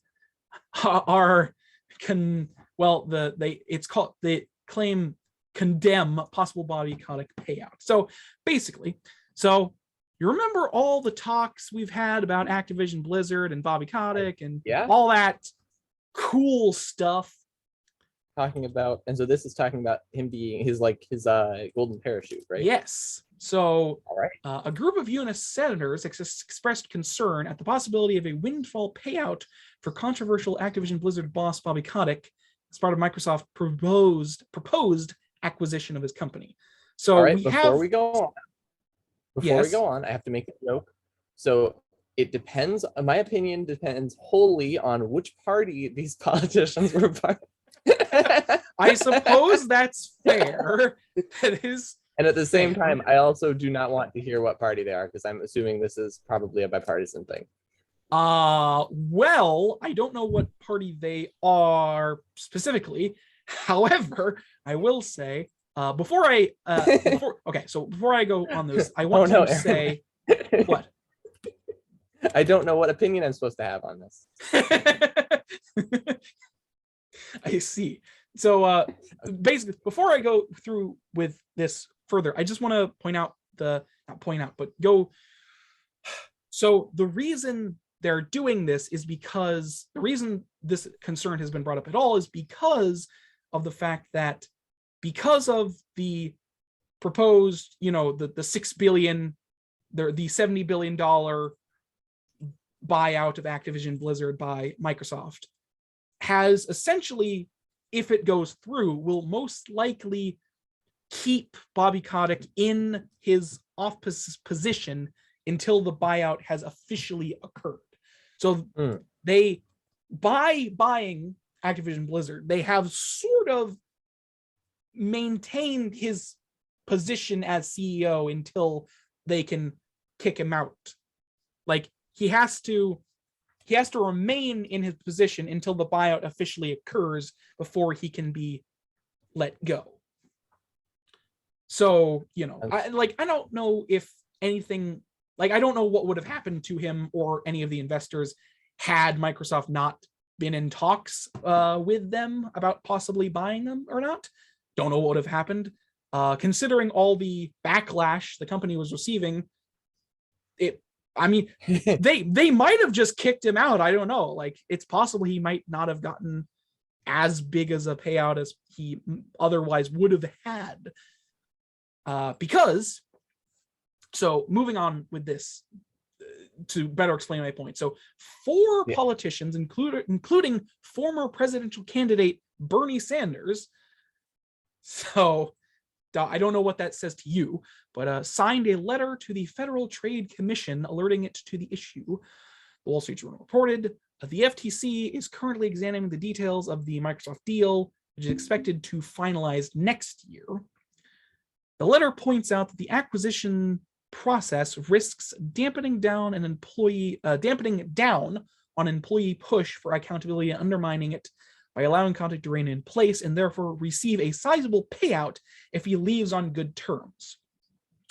This lack of I don't know who this quote is from. Oh, sorry, this is just from the letter they sent. This lack of accountability, despite shareholders, employees, and the public calling for Kotick to be held responsible for the culture he created, would be an unacceptable result of the proposed Microsoft acquisition, the letter read. The letter goes on to state that any deal which negatively impacted workers should be opposed by the FTC. In response, an Activision spokesperson said the deal would not impact any changes put in place in response to last year's flurry of reports alleging sexual harassment and misconduct, and there were no special terms for Kotick in the deal itself. However, Kotick's existing severance packages are laid out and vary wildly based on the manner in which he leaves the company. In January, Business Insider estimated Kotick's payout could be up to $400 million when taking into account the millions of company shares he personally owns.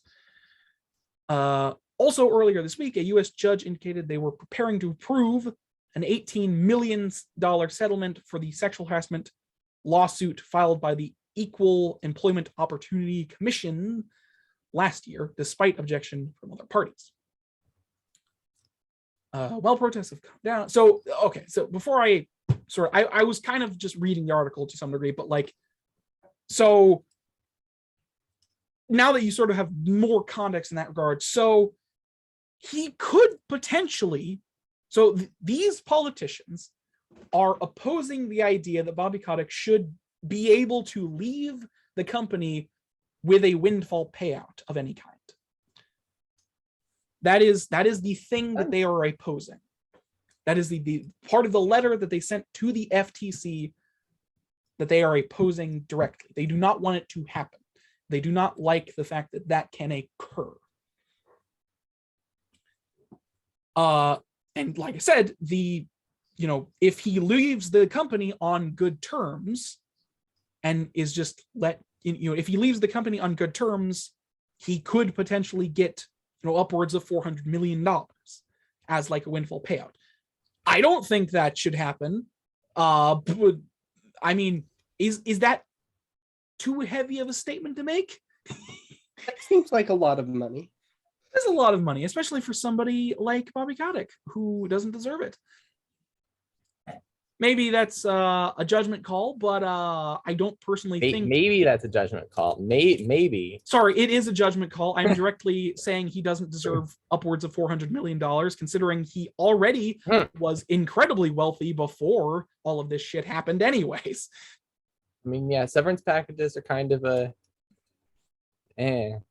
Yeah, so, I mean, like, what do you think of this personally? Because I brought up the fact that, like, money, so like, actual U.S. politicians and former presidential candidate Bernie Sanders wrote a letter saying they didn't want him to get a massive windfall payout, and directly gave it to the FTC, who are the ones examining the deal in general. So, like, I mean, that's kind of big, I get. Like, I mean, I'd be happy if it didn't. No, continue. I'd be happy if it didn't go through and we didn't get a severance package, because I don't think that that's right, but it might be more complicated than that. Well, it probably is, because politics are needlessly complicated, and just in general, especially when it comes to large corporations. Because goddamn, the minutia of large corporations is tiring, to say the least. Yeah. But I do very much agree with that statement. I would very much enjoy if Bobby Kotick did not get to leave his company on good terms. Well, I say his company. He's the CEO. It doesn't mean it's his. Well, I guess it technically means he owns a lot of personal share in the company. So I guess he technically owns some of it. But yes, I would also personally very much enjoy him to not leave the company with a very large severance or windfall payout of any kind. And if this does go through, because that's the thing, like I said before, like, because of Microsoft's buying of Activision, damn you throat, because of their buying of Activision, it has made it so Bobby Kotick gets to stay in his position until the deal goes through, which means he is guaranteed to be the CEO until next year. Is that it? Next year? That is what it said. Yeah, fine. The deal is expected to be finalized next year. So he is, at the very least, going to be in his position as CEO for another year. Which, I mean, like, that in itself is kind of ridiculous. And I know we've talked about this before in that regard. But regardless of if he is staying there or not, it would be very nice if he didn't get to leave the company on good terms. That's all I'm saying. It would be very nice if honorably discharged. Yeah, it would be very nice. I don't know if that applies to the situation. I'm not sure if that's just a military term or not, but yes. It would be cool if a little, I mean, like, so I don't know who the other, it does not specify who the other who the other politicians are, presumably because they are possibly not part of any major group. I don't know. But I mean, if they're like going up against corporations, there's some weird politicians, okay? that is true. That is true. They're going to try to go against the golden parachute laws, the golden parachute system. Yeah, exactly. Like, that's the thing. The cynical part of me is like, you wanted this. You don't get to complain about it now. You're the ones who wanted this. So yeah, the very cynical part of me is like, you're the ones who did this. You get to bathe in your own shame. But obviously, it's more complicated than that. Not every politician is evil, even if the world makes you think that is the case sometimes. Yes. I will certainly agree. They are. Yes, it is very thing. Why? I've lost my train of thought. Fuck. Basically, what I was saying is that I'm kind of repeating myself at this point, but it would be very nice if this request was taken seriously by the FTC rather, and actually, a part of the deal. Like, it gets put in of like, hey, when this deal is finalized, Bobby Kotick does not get to have a windfall payout of any kind. I have to use the restroom. All right. When we come back, we will be back. And we are back. Yes, we are back, which means we are back. But getting back to what I was talking about before, I don't want to repeat myself, but yes, just in general, this deal being finalized with the caveat that Bobby Kotick does not get to have a windfall payout would be rather nice. Just in general. Also, I feel like we can all agree on that because corporations are. I feel like just saying corporations are bad is kind of a stupid thing to say. Not because it isn't true, but because it's just a very useless statement. Corporations have gotten to the point where they are bad. I don't know if they're inherently bad. Well, yeah, it's kind of like corporations get to the point where they are very hard to hold to account, and it bothers me. Yeah, I can agree with that. It creates a bad environment for regular people who are not millionaires. Sorry, billionaires. Yeah. Yeah. So anyways, but yes, continuing on, like, on top of like the other thing I was thinking, God, why can't I just speak? So on top of this, I did mention that there is a $18 million sexual harassment settlement with EEOC, which is the Equal Employment Opportunity Commission. So there is a judge that's prepared to approve that settlement. There are people that did not. There are some people that don't necessarily want that to go through per se. There was some pushback from that. I presume mostly just because 18 million for a company that large is I don't know, a drop in the wind. Like, I mean, it's good that like that is happening, but it's like they could have gotten more money out of them. They very much could have. And it's not because Activision are poor. It's because they're very rich. I mean, hell, there's literally on like in between all of these. Sorry, I spat on my screen because of my outrage. Like, Microsoft is literally buying the company for $70 billion. And the settlement is 18 million. I mean, come on. Okay. I don't know. Maybe I'm getting overly frustrated at that, but it's just like that because that money is going to, like, the people affected by the sexual harassment claims, and also rebuilding, it's going to those people, like the people affected by it, and it's also rebuilding the what's the term? The fucking sorry. I didn't mean to say that word that came out of literally nowhere for me. It's also rebuilding the something. What is it called? Like they're, oh my god.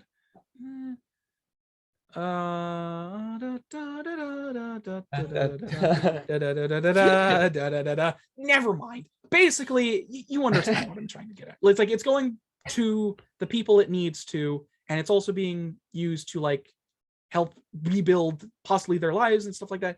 You get what I mean. Yeah. But it's like, in all, that is kind of a drop in the wind to Activision's like just earnings in general. I feel like it should have been more, is all I'm saying. Especially when you consider that Bobby Kotick himself could, if he doesn't get shafted by anything, could potentially get upwards of $400 million for just leaving the company. So it's kind of ridiculous. Anyways, that's all I have to say about that, I suppose. There is more. There isn't like more per se, but there is like if you're interested to like learn all of the crazy stuff that has happened with this, then I encourage you to look it up and also look back at my episodes, because I put all the articles in the description. So if you want to like just look at the articles without having to look them up directly, because people are lazy. It's not, I mean, it's kind of a joke, but it's also like, I know for a fact there are some people that would rather just click on a button instead of actually search it up themselves. So yeah, learn about this yourself and learn about why I'm outraged. Anyways. Yeah, I feel like I've repeated myself enough on this point. It's just kind of ridiculous in general. Yeah. Anything to say? Excuse me. No. All right, moving on to our third bit of news, which is also partially our last bit of news because it's partnered with the second bit, the last bit. Anyways. Oh. So Okay. This is a lighter bit of news. It doesn't have anything to do with sexual harassment or money being paid by large corporations. It's just a guy. Well, it's not just a guy. It's the head of Sony. Anyways, so Jim Ryan, the Sony executive Jim Ryan, believes in live service games will dominate over subscriptions. So before I go over this, I need to quickly explain what a live service game is. Specifically for those who may or may not know, like you two. Well, you might know in this case. I've talked about it a lot, but so live service games have been a trend. It's been a fad, let's say, because it will not sustain within the next couple of years. I guarantee it. You think it won't sustain? It can't, because of the system that it is. It physically can't. It literally physically cannot. It's like the game industry thinking that it can have infinite growth. It's just not something that's going to happen. So the population expands enough. No. So live service games are games that in their name are services. They are games that are continually update and renovate themselves for you to come back to them on probably a daily basis. It's something that will always have something there for you, and part of that is what getting you to spend money on it almost daily. Well, probably not daily, but it's always trying to get you to spend money on this one thing. And it's trying to keep your attention to this one thing. Do you see why a live service game, a live service may or may not? Okay, I worded that incorrectly. So that's basically what a live service is.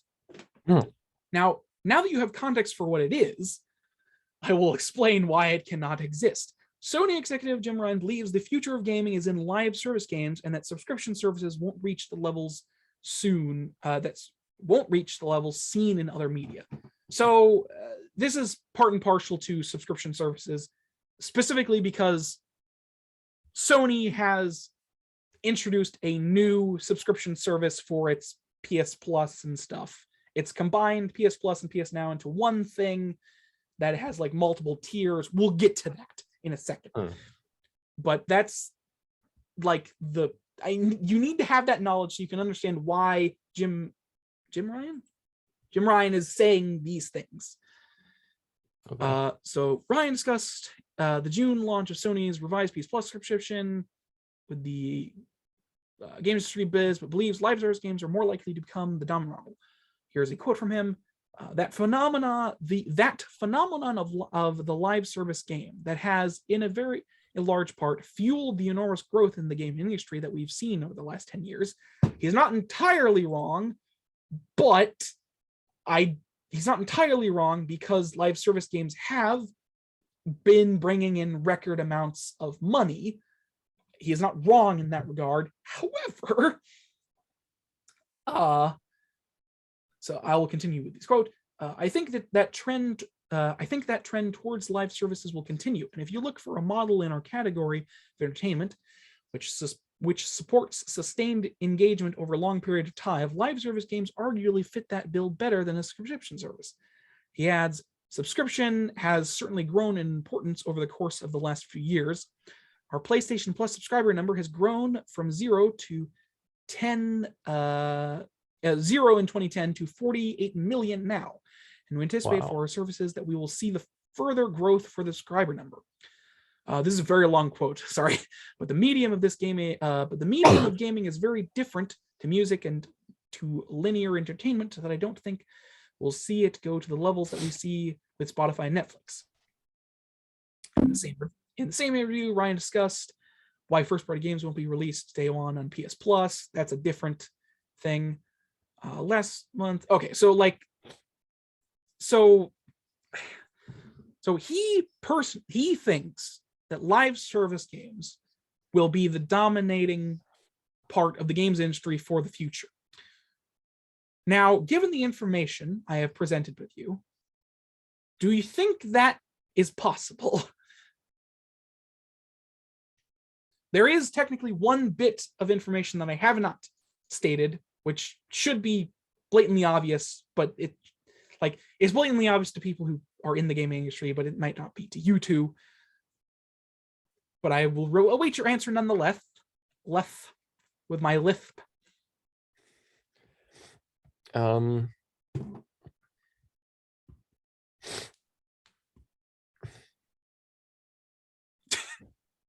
Yes.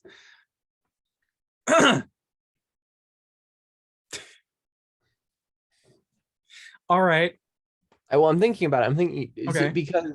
Is he thinking that because live service games are like they can lock people in, and so they won't necessarily have the highest player base, but they'll be making the most revenue? That is fairly correct in regards to why he thinks this, anyways, because he isn't incorrect that this gaming industry has experienced a large amount of growth over the last several years. I wouldn't say 10 years per se, but several years, because live service games have not become more mainstream, but there's like more of them essentially. So like I said, live service games are games that are supposed to hold your attention for a very long extended period of time. And they are supposed to get you to spend money on this one live service game well into the future. Like a one live service experience could be 5+ years of individual service, which is a lot, probably longer, but I don't think a live service game has been around long enough to get up to that number. So, but the reason I don't think he is correct is because one major glaring flaw in the fact that what happens when everybody is doing it? What happens when everybody is trying to get you to commit to a live service game? Yes, but that's kind of that's currently happening. I know, That is, it's just not happening enough for the live service bubble to pop. Because that's the thing, like one individual cannot keep track of every live service game. They can manage 1 to 2 at most. Like a single individual can manage 1 to 2 live service games, not just because of the amount of content that is being released from a live service, but also just because of their wallet. Like a normal individual that is not, does not have any, I don't know, I wouldn't say gambling addiction, because as far as I'm aware, it doesn't have, like, we're well past that. We're now into a different phase. But like, aside from people who are addicted to spending money, I guess, can you be addicted to spending money? Maybe, I don't know. Like a normal individual who only has a certain amount of free, like, let's just assume like normal average Joe, 9 to 5. How many hours of his day can he spend just playing a video game? Probably like upwards of 2 to 3, maybe 4 if he's lucky. And this average Joe has decided to spend those 2 to 3 hours of his day to play video games on a live service. Now, this live service wants his attention daily, which means it's constantly updating and adding new content at a pace of daily. So there's always something new for him to anticipate and do, and always for something for him to possibly buy off of this live service. So average Joe, who only gets to spend, 3 or so hours of his day playing a video game, chooses to do a live service, which means that is his entire gaming existence. If he's spending all of his time on a live service, he has no time for any other game. He spends it all on this one thing. Which means, by that logic, he can't physically spend his time on other things, because this game wants his attention. It wants him to keep coming back daily. It wants him to spend that couple of hours every day, log in, get your daily bonus, spend the couple of bucks to get a new skin that you may or may not like. It's that minutia. So when you have multiple different companies releasing literally multiple different games that are live services, you are left with you are left with people trying to figure out what is best to serve their time, instead of which I guess kind of works. It's currently kind of working right now, but that's just because there aren't enough live services to overflood the market yet. So all in all, this system cannot sustain itself, because eventually there will be too many and not enough people for them to even warrant existing. Especially when you consider, and I said this before, but like, these live service games are expecting to exist upwards of 5 years just by themselves. So it's like you have a live service that's like wanting to keep your attention for literally years. Oh, but there's also another live service that also wants that amount of attention. And then another one gets released like the week after, and it's like, now there's 3 of them and they all want the same amount of attention for the same amount of time. And it's like, that doesn't work. It can't function. Anyways. Yeah. I believe I have made my point. Got him. Oh, God, I'm so stupid. Okay. But yes, so even if Jim Ryan is technically correct in regards to the growth of the gaming industry, it definitely can't last in any conceivable fashion. So yeah, I also state like I made it through my whole nice point, and the moment I try to speak about something else, I just fall on my face. So the other thing about this is because he believes this, which means he believes this is the case, which means he probably is going to,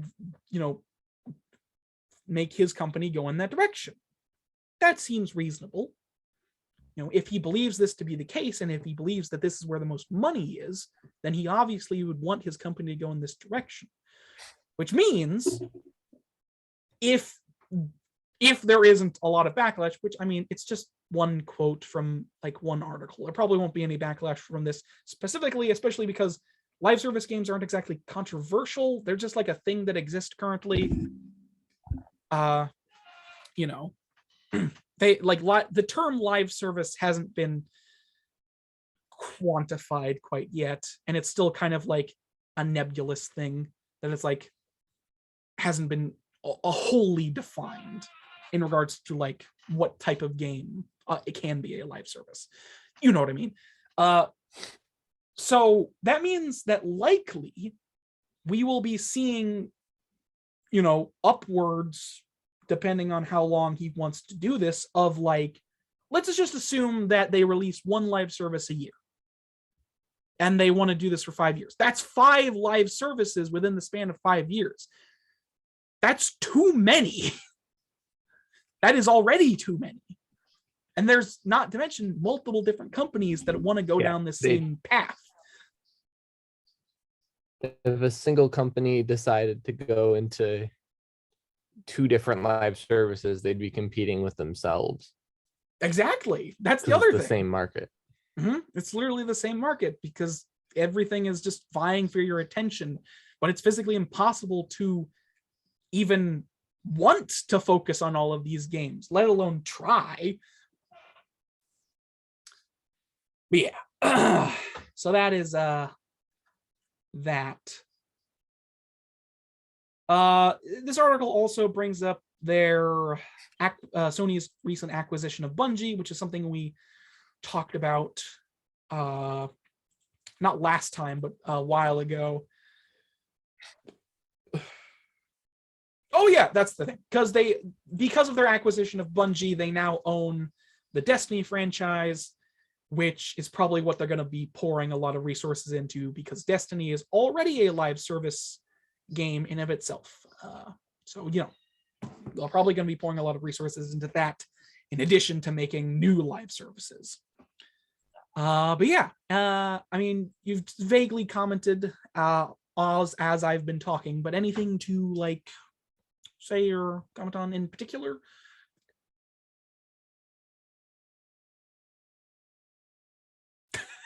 Okay, you can stop shaking your head.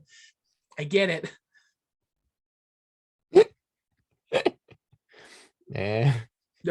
No, all right. No, I have no comments. If you couldn't tell. Yeah. So yeah. I mean, like, I feel like I've made my point very well stated and, said it in a very nice and understandable manner. So, there's not much to add. Yeah, I guess. But yeah, so that moving on to last bit of news, which we vaguely covered in the last bit, which is the, Sony's overhaul of the PS Plus service. So Sony has finally made its long-rumored PlayStation Plus overhaul official. So there's been a lot of like unconfirmed reports, for several months, and finally they're like, hey, we're making this official. We're changing it up. We're changing the status quo of our thing. So the new service, which launches in June, combines features of PlayStation Plus, and PlayStation Now into one service with 3 distinct subscription tiers. So to explain this briefly, PlayStation Plus was a service that they originally launched in 2010 and it gave you access to gave you access to the online service. You can play games online. It also gave you 2 or 3 free downloadable games a month, that was pretty decent for the time, getting like 2 or 3 whole games a month.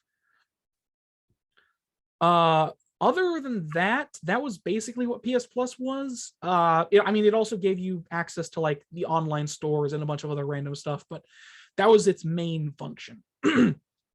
Then they launched PS Now, I guess I don't even know. How long ago was PS Now? I believe PS Now was 3 years ago now.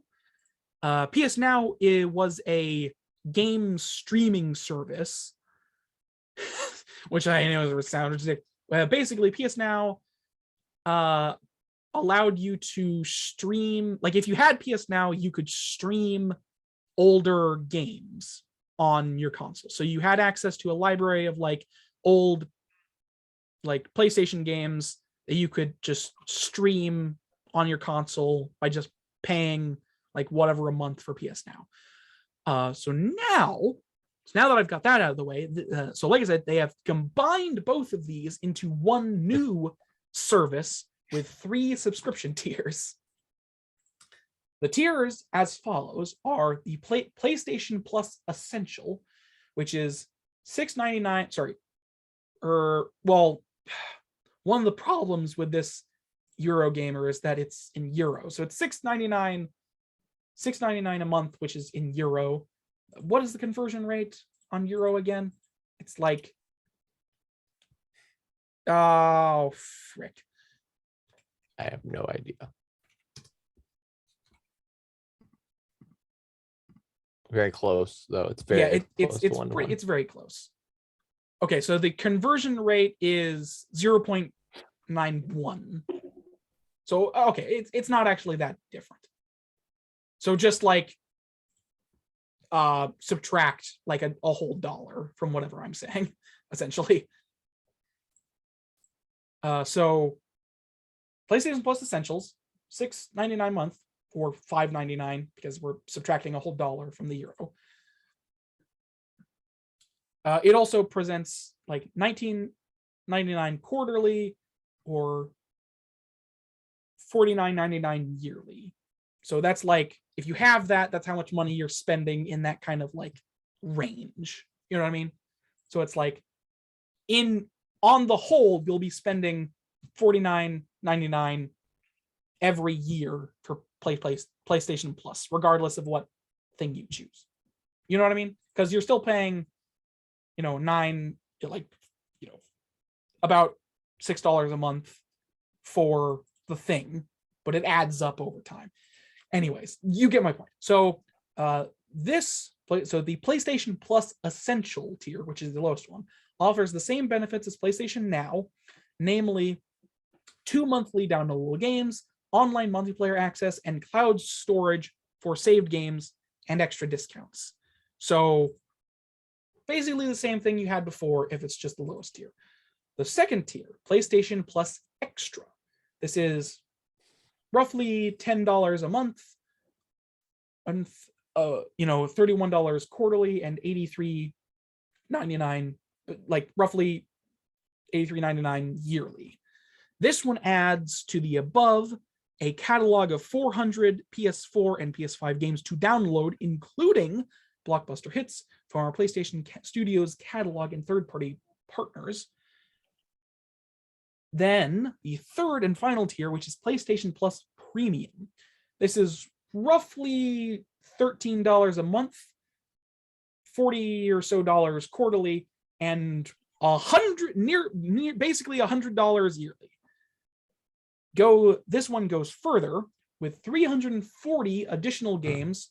PS3 games will also be available to stream, while classic PS1 and PS2 and PSP games will be available to stream or download. Time-limited game trials will also be included for players to try before you buy. So, you remember demos? Now they're making you pay for demos. Basically. I mean, that's basically what it is. It's like, You get a time trial on all the games, so you can just play a little bit before you buy it. It's like, that's what demos were. Now you're paying for it. So yes. So at launch of this system, there will be Death Stranding, God of War, Marvel Spider-Man, Miles Morales, World Combat 11, Returnal will be included in the extra and premium tiers. From June, PlayStation will now transition to the new look service and no longer be available as a standalone product. Existing customers will be automatically moved to the premium tier. Existing PlayStation Plus users will remain on the essential tier. So if you already had PS Now, existing customers, that was a different thing. The launch begins in June with a phased regional approach starting in Asia, followed by North America, Europe, and the rest of the world. So they're gonna just implement this in a couple countries and then worldwide after they do the major ones. And by major ones, I mean major to corporations, because those are the major countries when it comes to products being released. PlayStation Plus is offer all Europe and the rest of the world where PlayStation Plus is offered. That's a little caveat right there. So wherever they're offering it. Sony aims to have most PlayStation Network territories live with the new service by the end of the first half of 2022. Cloud streaming benefits will also be extended to new territories with details coming soon. So, I'll just read this last quote. Building upon more than 25 years of expertise in gaming innovation, this change to our subscription service highlights our continued efforts to evolve our network services business to match our customers' preferences. Reads a new PlayStation blog post. With the all-new PlayStation Plus, we're focused on delivering a compelling game subscription service with curated content from our exclusive PlayStation Studio team and our third-party partners. The newly enhanced PlayStation Plus will enable our fans to discover and engage with more content than ever before and deepen their connection with the PlayStation community through shared experiences. Expect more details in the run-up to the service's release. So, now that I've got through all that fucking talking, I can do some more talking. So, as was briefly mentioned before, or rather, like I said, so now they have 3 tiers instead of the 1, with all wild varying money that you would pay for the things. And like, I don't know, I'm not a huge fan of subscription services, never have been.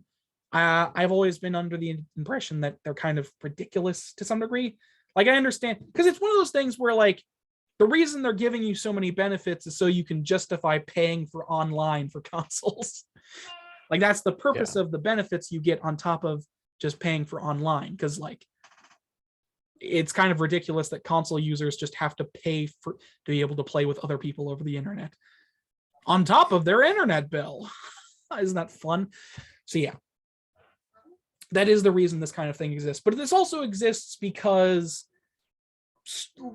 like was previously mentioned, streaming services have become more, not accepted, but like more common. Like a lot of different companies have their own sort of service that you can play games on at this point. Like Nintendo has one with their old backlog of games and stuff. Xbox has one, Sony has one. Now they've revamped it. Like there's a lot of like subscription services in the gaming industry now. So it's not really what's the word? Like there isn't, it's not like this wasn't going to happen in regards to what they were, in regards to their plans and such. However, I just want to make one special thing, because all this other stuff is like, I don't have a PS4 or PS5, so none of this affects me or I care about. But the one thing I will say is the PS3. The PS3 is a bit of an odd console in Sony's life, because Sony has continually complained that they cannot figure out the PS3. Even though they built it, they have continually said, look, it's too difficult to do anything with. It's too difficult to emulate the technology, even though we built it. We're just gonna do some random stuff for PS3. Who cares? This is something that they've been very adamant about. I know that like statement was very half-assed on my part, but like, because it says in the thing, like, if you're a Plus premium subscriber, you get PS3 games will be available to stream, which means that you are streaming the games over the cloud and there's nothing native. Like it's not native to the console. It's being streamed over like cloud gaming and stuff like that. So you have the game, but it has nothing to do with the console or the technology because they apparently can't figure out their own system. Which, I mean, like, I don't know. I guess aside from me just reporting on this in general, I don't have a lot more to add to it. I think $100 a year is a little expensive to pay. I mean, like, I don't think that amount of money is worth anything in the gaming industry. Like, I don't care what you're giving me. I don't think that amount of money is worth anything you can give me. But that's just because I'm always been a bit of a light spender and very conscious of money in general. So, you know. So I'm clearly not the target demographic for this. But yeah. I don't know. I guess I could bring up that like live service, there's lots of different subscription services that are taking your money and time. So, but that's been a thing for a while now, ever since Netflix existed. Blame Netflix is what I've come to. Blame Netflix for bringing us down this dark path. And now, for some reason, Netflix, even though they started it, is arguably the shittiest version of it. Arguably, anyways. I don't know. I would say that they don't know what they're doing most of the time at this point. I don't know. Maybe I'm a little bitter about it just because they have been mishandling some stuff in regards to shows recently. I don't know. Anything to add or say? Cool. I love the news. It's the part of the show where I just talk for 30 minutes.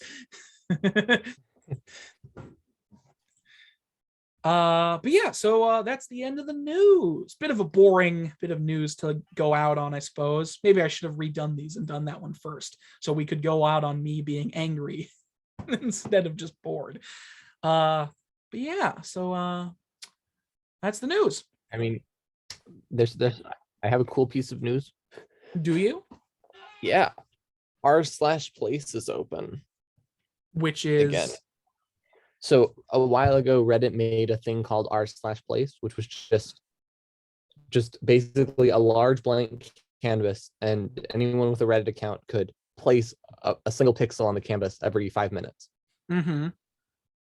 Which meant that after things became established, people could either use bots to create to lock something onto the canvas, or they could just have a highly organized group of people every 5 minutes replenishing a single pixel. Like each person replenishes 1 pixel every 5 minutes of a single image, and then every 5 minutes that image will reassert itself. All right then. Yeah, sounds interesting. Yeah, and it was a thing that happened many years ago, and it just came back, and it's super cool because it's something people really enjoy. Yeah, it's like the world's slowest art project. Yeah. Slowest. Yeah. World's slowest, most useless art project. Well, not most useless, but chaotic. That's the word I was looking for. The world's slowest, most chaotic art project ever. Yeah, it's definitely very chaotic. Mm-hmm. And then the other thing that I wanted to say,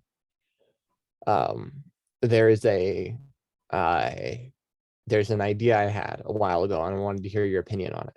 All right.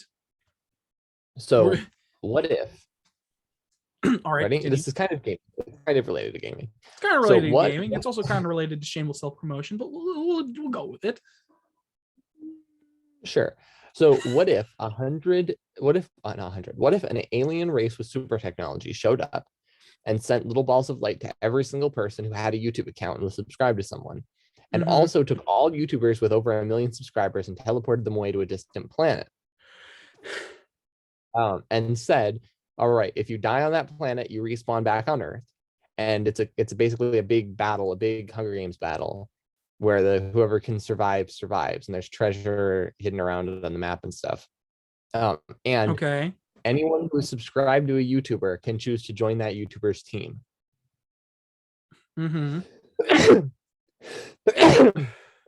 Yeah. Do they actually appear there if they join their team? Yes. If you join the team, you'll immediately teleport over there, and there's no way to communicate. Oh, I'm cold. Between the YouTube planet and the Earth. So you don't know how many people have teleported over there, unless I guess depending on their audience demographic, a lot of kids are about to die. Well, they're gonna respawn, so they're gonna die in the respawn. Well, I mean, appear on Earth. It'll be fine. They've only experienced death. It'll be fine. Yeah. Only. So what do you do? The therapy. What do I do? Therapy's gonna boom. Oh, also the winner gets $10 million in prizes. The winning team, every single person on the winning team gets $10 million in prizes, but to prevent it from causing inflation, you get a little catalog, and you can just click buttons on the catalog to get any item you want, and you can get $10 million worth of that item, or any variation of that. So like, I could go to the same restaurant, depending on what I order, upwards of like, what is that? Like 1,000 times if everything I order is $10. Yeah, you could go. No, that's not right. That's not right at all. Yep. That's not right at all. What the fuck? That is not correct in the slightest. What YouTuber would you join, and what YouTuber would you think would win? 10,000. What would you think? Who do you think would win? Who do you think would win? Whoever. Also, each channel only gets one person. So, for example, the Yogscast would only get one of their people to go to that planet, unless they have multiple channels with over 1 million. Every member of the Yogscast has their own channel. Oh, okay. Pretty much.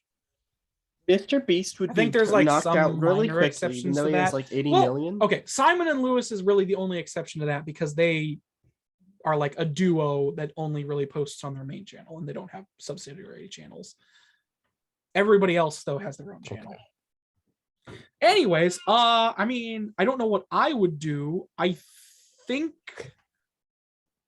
I wouldn't partake, probably. Oh, really?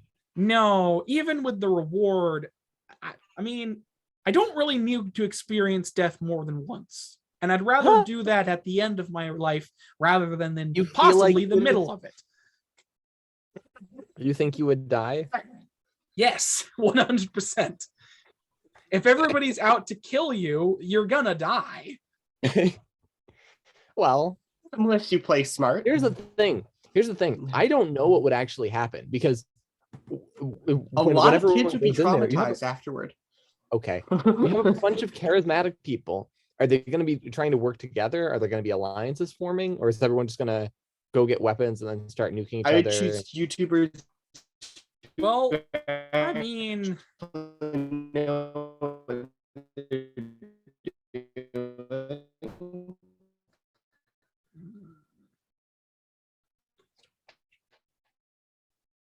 What?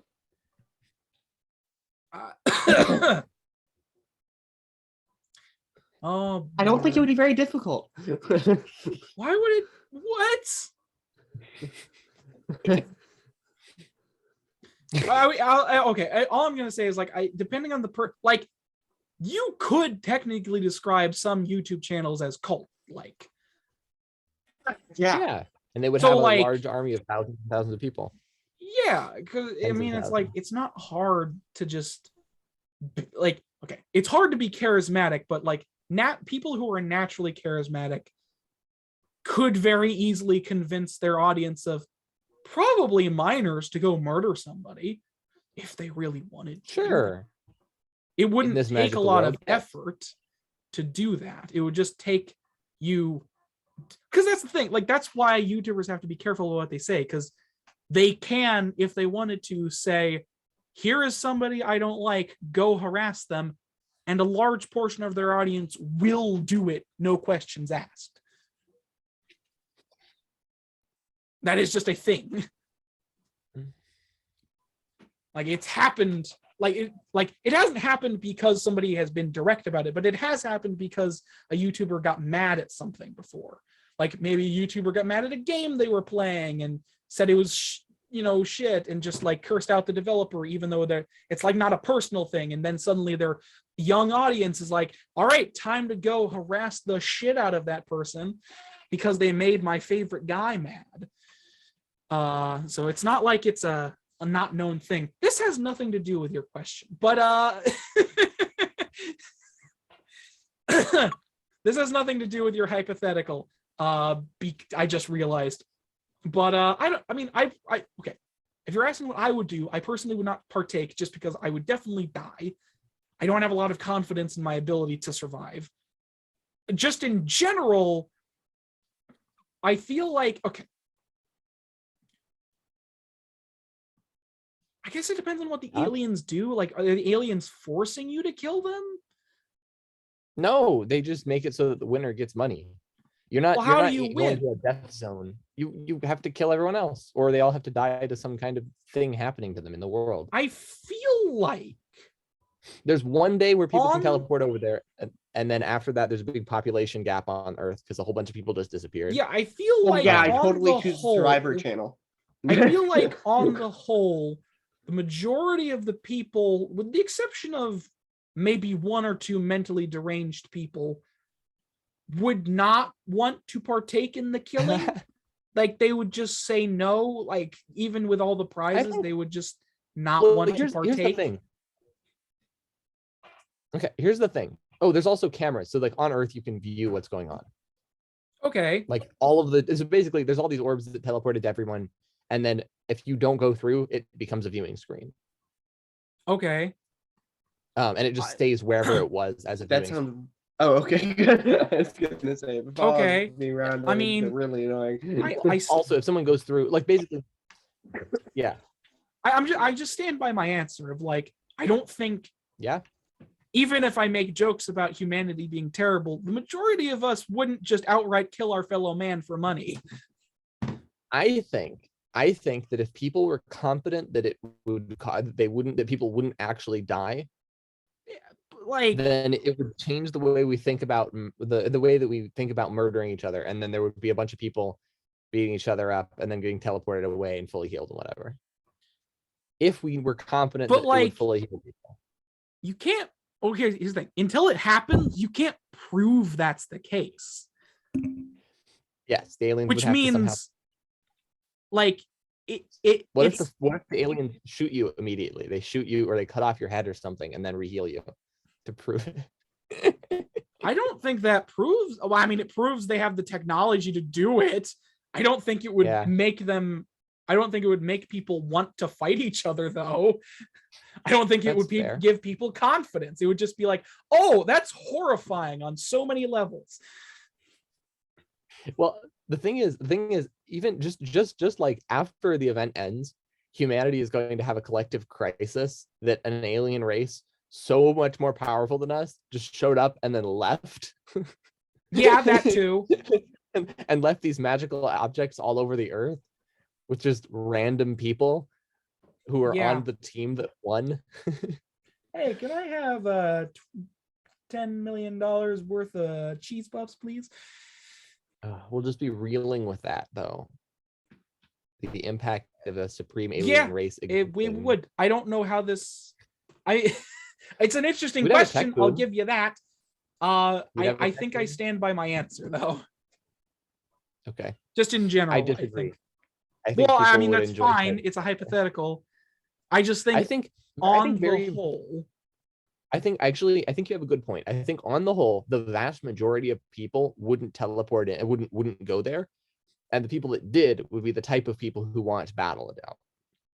Well, yeah. Well, you Maybe had said, 20% of I people. feel like you changed the rules slightly of this hypothetical. So initially, it was like everybody gets forcibly teleported there. Is what I thought. No. But The it's a YouTubers all got choice. forcibly teleported. The YouTubers all got forcibly teleported. Oh, well, I mean, that's maybe they still didn't the get forcibly case. teleported, actually. Well, that's still Okay, yeah. I still stand by my answer, even if the YouTubers are the only ones there, because they're people. I feel like on the whole, especially if it's like the ones with a large audience, which means they've managed to, even if they're like kind of a dick in real life, they probably wouldn't kill another human. I think people like watching violence.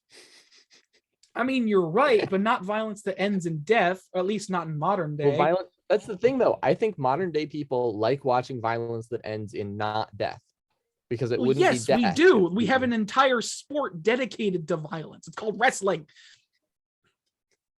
And hockey. And well, and a lot of our football. sports are very violent, to be fair. I know. There are a ton of sports fans. Well, I mean, not that many. There Yeah. are deaths, but there aren't like hundreds a year. Anyway, I think what would probably happen is we would have massive armies of people charging at each other. And a lot of people would realize that they're not actually cut out for fighting, because they don't actually want to hurt humans. Yeah, because it's like, well, that's the thing. What are they even fighting for? Because I had this thought the other day. This is entirely off topic and a weird tangent to go towards at the end of the show. But I had this thought the other day that like people want to fight for a purpose. There are only very few people that would just fight because. Those are the people that are really good to fight, though. They're like on the whole, because I was thinking about like war the other day, and I was like, the reason people justify war is because they believe that there is a goal to obtain at the end of it. There is a goal to this conflict. Or no, because like the other side did something to them first. Well, the whole point is like, or the goal because they're being told. That doesn't. If you were commanded to, Aaron, if you were drafted into the army and told to go do something, even if you didn't believe in it, I wouldn't do it. I don't know if you know this, but unless they're evil, they can't physically make me do anything. Okay, that's well, fair. I mean, by law they can because of the draft rules, but I mean, like, in general, like, because it's military. Like, if we were actually in a conflict that required me to be drafted, me of all people, then I feel like the goal might suffice. In that particular case, maybe the goal is important. The reason I bring this up is because the reason conflict is justified in general is because there is a goal that they are trying to attain, regardless of what it may be.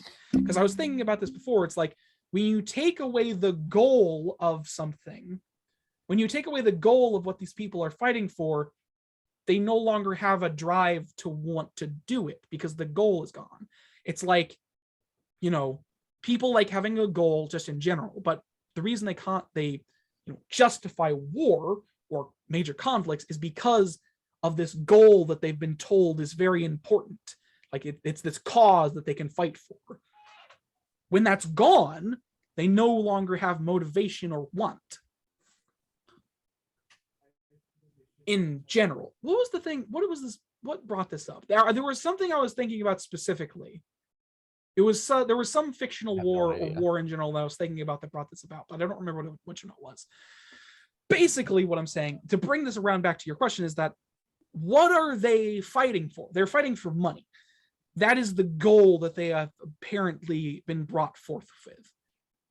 Money is important in a general capitalist society. However, money is not more important than lives, regardless of how much rich sociopaths tell you otherwise. I don't think, on the whole, that people would kill their fellow man for money, especially YouTubers who are already well-off people. Like, they're internet celebrities, yes, but they are, generally speaking, well-off individuals who enjoy what they do. I don't think they would kill other people for just money. That's why they can't. That's why they're. I'm just saying, like, under the rules you have permitted me. Okay. I don't think this could happen. What if the prize is you gain special powers, superhero magic powers? Well, like I said, there's still a couple crazos that might fall under this.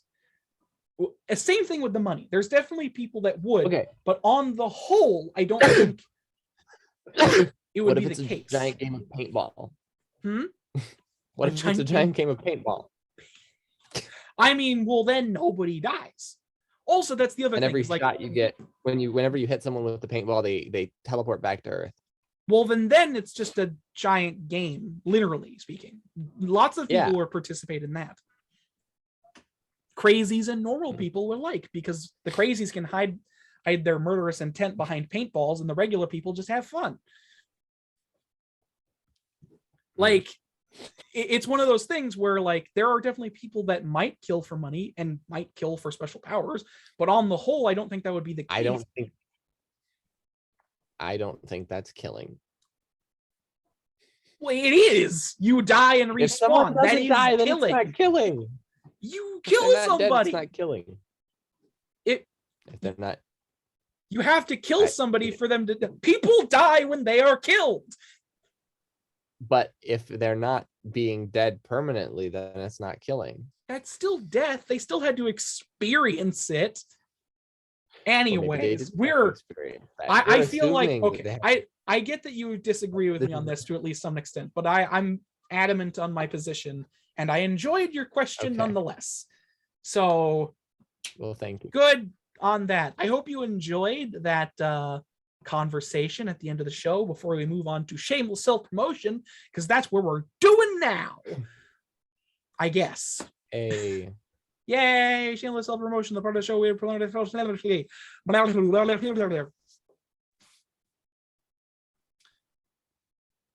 Matthew, what have you got coming up? Do you have, okay, first of all, it's been several weeks. Do you have anything to promote that has already happened? And if you don't, what do you have coming up, and or where people can find you and things? I need to edit something. Good promotion. But recently has been busy, and that's made me forget. Primarily, like, okay, I was gonna edit it a week or two ago, and then it's like, well, we're doing this thing today. Then I got, because the rest of the time was not exactly not busy, and then I need to decompress from all the busy stuff. Is it cold? I'm sorry. You're wearing a lot of layers. Yes, it's cold. It is always cold.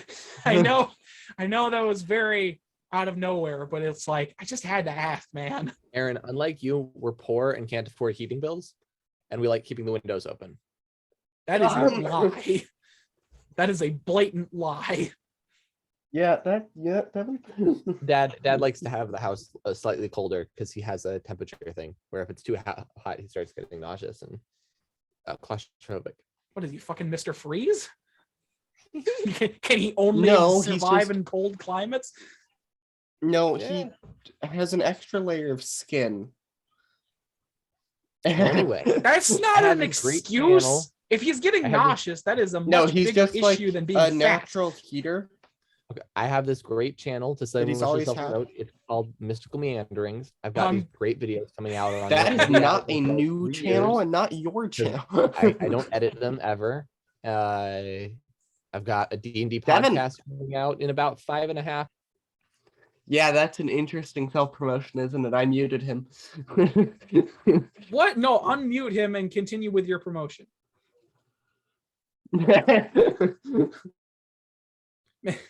We got distracted again. But Matthew, please just do your thing so we can move on to Devin, who probably actually has something. So yes, no, I don't really have anything to promote this instant. I knew it. Anyways, Devin, you're muted. Yeah. Now, no, whatever. If you think you can promote yourself while being muted, that's on you.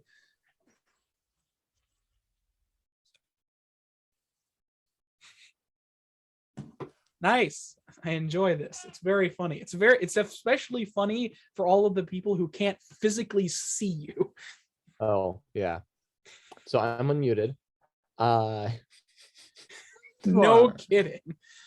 Okay, so if you're interested in daily Minecraft videos, I have a channel called Begin the Builder where I make daily Minecraft videos.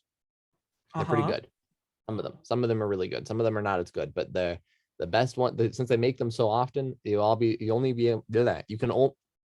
can decide to only just watch the cream of the crop, and then you'll be happy, maybe. Makes sense. What else do I have? I have another channel that I am working on called Mr. Wolf, and I have just made a video that I spent so long on. How long did I spent like 20 hours on this stupid thing. It got 19 views. It's called Time and Sexism, a video essay. I think it's really good. Mm-hmm. I'm not doing that again because that was way too much time on a project.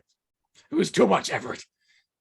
Well, no, seriously, it got 19 views. I'm not putting that much time into a channel. I'm not. No. All right then. Mm-mm. Whatever you feel like. Ain't worth it. Well, because it's just a simple math equation. It's just like, is it worth it to spend this much time? No. Easy. All right then. Oh God. Anything else? Yeah. No. Any other channels? Is there anything you want to promote that has been released over the course of I made a music video, and I was quite happy about it. It's called My Name is Bean, a parody of Eminem's My Name is Slim Shady. All right. Sounds fun. It's a really cheesy music video. I love it. I was very happy with it. I'm still very happy with it. All right. Yeah, that's kind of it though. All right. Cool. And the people can find you on the channels that you mentioned, presumably. Cool. I also just want to quickly go back to Matthew because I know he didn't have anything, but like, I just want to confirm, was there actually anything? Are you asking me? Yes. Was there actually anything you wanted to promote and or otherwise? No, I actually don't have anything, but I okay. Just making sure because we kind of sped through you thanks to I don't know. Ineptism? That's not a word. I just said nepotism with extra steps. So yes, time, I suppose. The podcast will hopefully continue to be uploaded after this point regularly again. Hopefully I don't get sick and other shit happens. That'll be fun. Hopefully nothing bad happens. Continue to be uploaded on Sundays at the earliest after I wake up, which is anywhere between 7 to 10. So within that time frame, the episode will probably be on YouTube. Probably. But yeah, the podcast will continue as usual. On top of that, now that I'm better from sickness, I will hopefully. I have I'm planning some kind of like special video for the 50th episode. I want to do a special video for that, but I have to go through each and every single one of the podcast episodes, and there's so many fucking of them right now. But I'll have to go through all of them and then edit down bits of them that I think are funny because I'm going to make a comedy compilation thing for the 50th episode release. And then that'll be the channel trailer, and then you can watch in horror or hilarity, depending on what you think is funny or not. Probably not. Find it on, obviously, YouTube, Gaming the Discussion, or GTD Podcast, SoundCloud, all that good stuff. Other than that, I have been wanting to do one other video in regards to Dark Souls, well, not Dark Souls specifically, but difficulty in video games, because it's a thing I have quite a bit to say about, and there's a lot of stuff, there's a lot of opinions about difficulty in video games that kind of annoy me. So I want to get that out there at some point. Other than that, oh yeah, I just remembered, in me saying that, I just remembered I did want to actually talk about, that was technically my host topic. Doesn't matter. I did want to actually talk about difficulty in video games, but that was last week and I got sick, so forgot about it. Oh well, I get to talk about it in a proper video instead of just half-assing it in the podcast. You can find me on Twitter, gaming comma the discussion, or gaming the discuss. It's just, I don't do anything with it. I literally didn't post anything to it for the last 4 weeks. I didn't tell anybody that no episodes were coming out on Twitter. I didn't do anything. I don't use it at all. I literally just post when the episode comes out, and that's it. Also, just as a slight, not announcement really, but I don't get your hopes up about Max, but I will be trying to contact him and get to know what his schedule is like. So maybe Max within the next couple of weeks, maybe not. It all depends on him, I suppose. So don't get your hopes up, but maybe.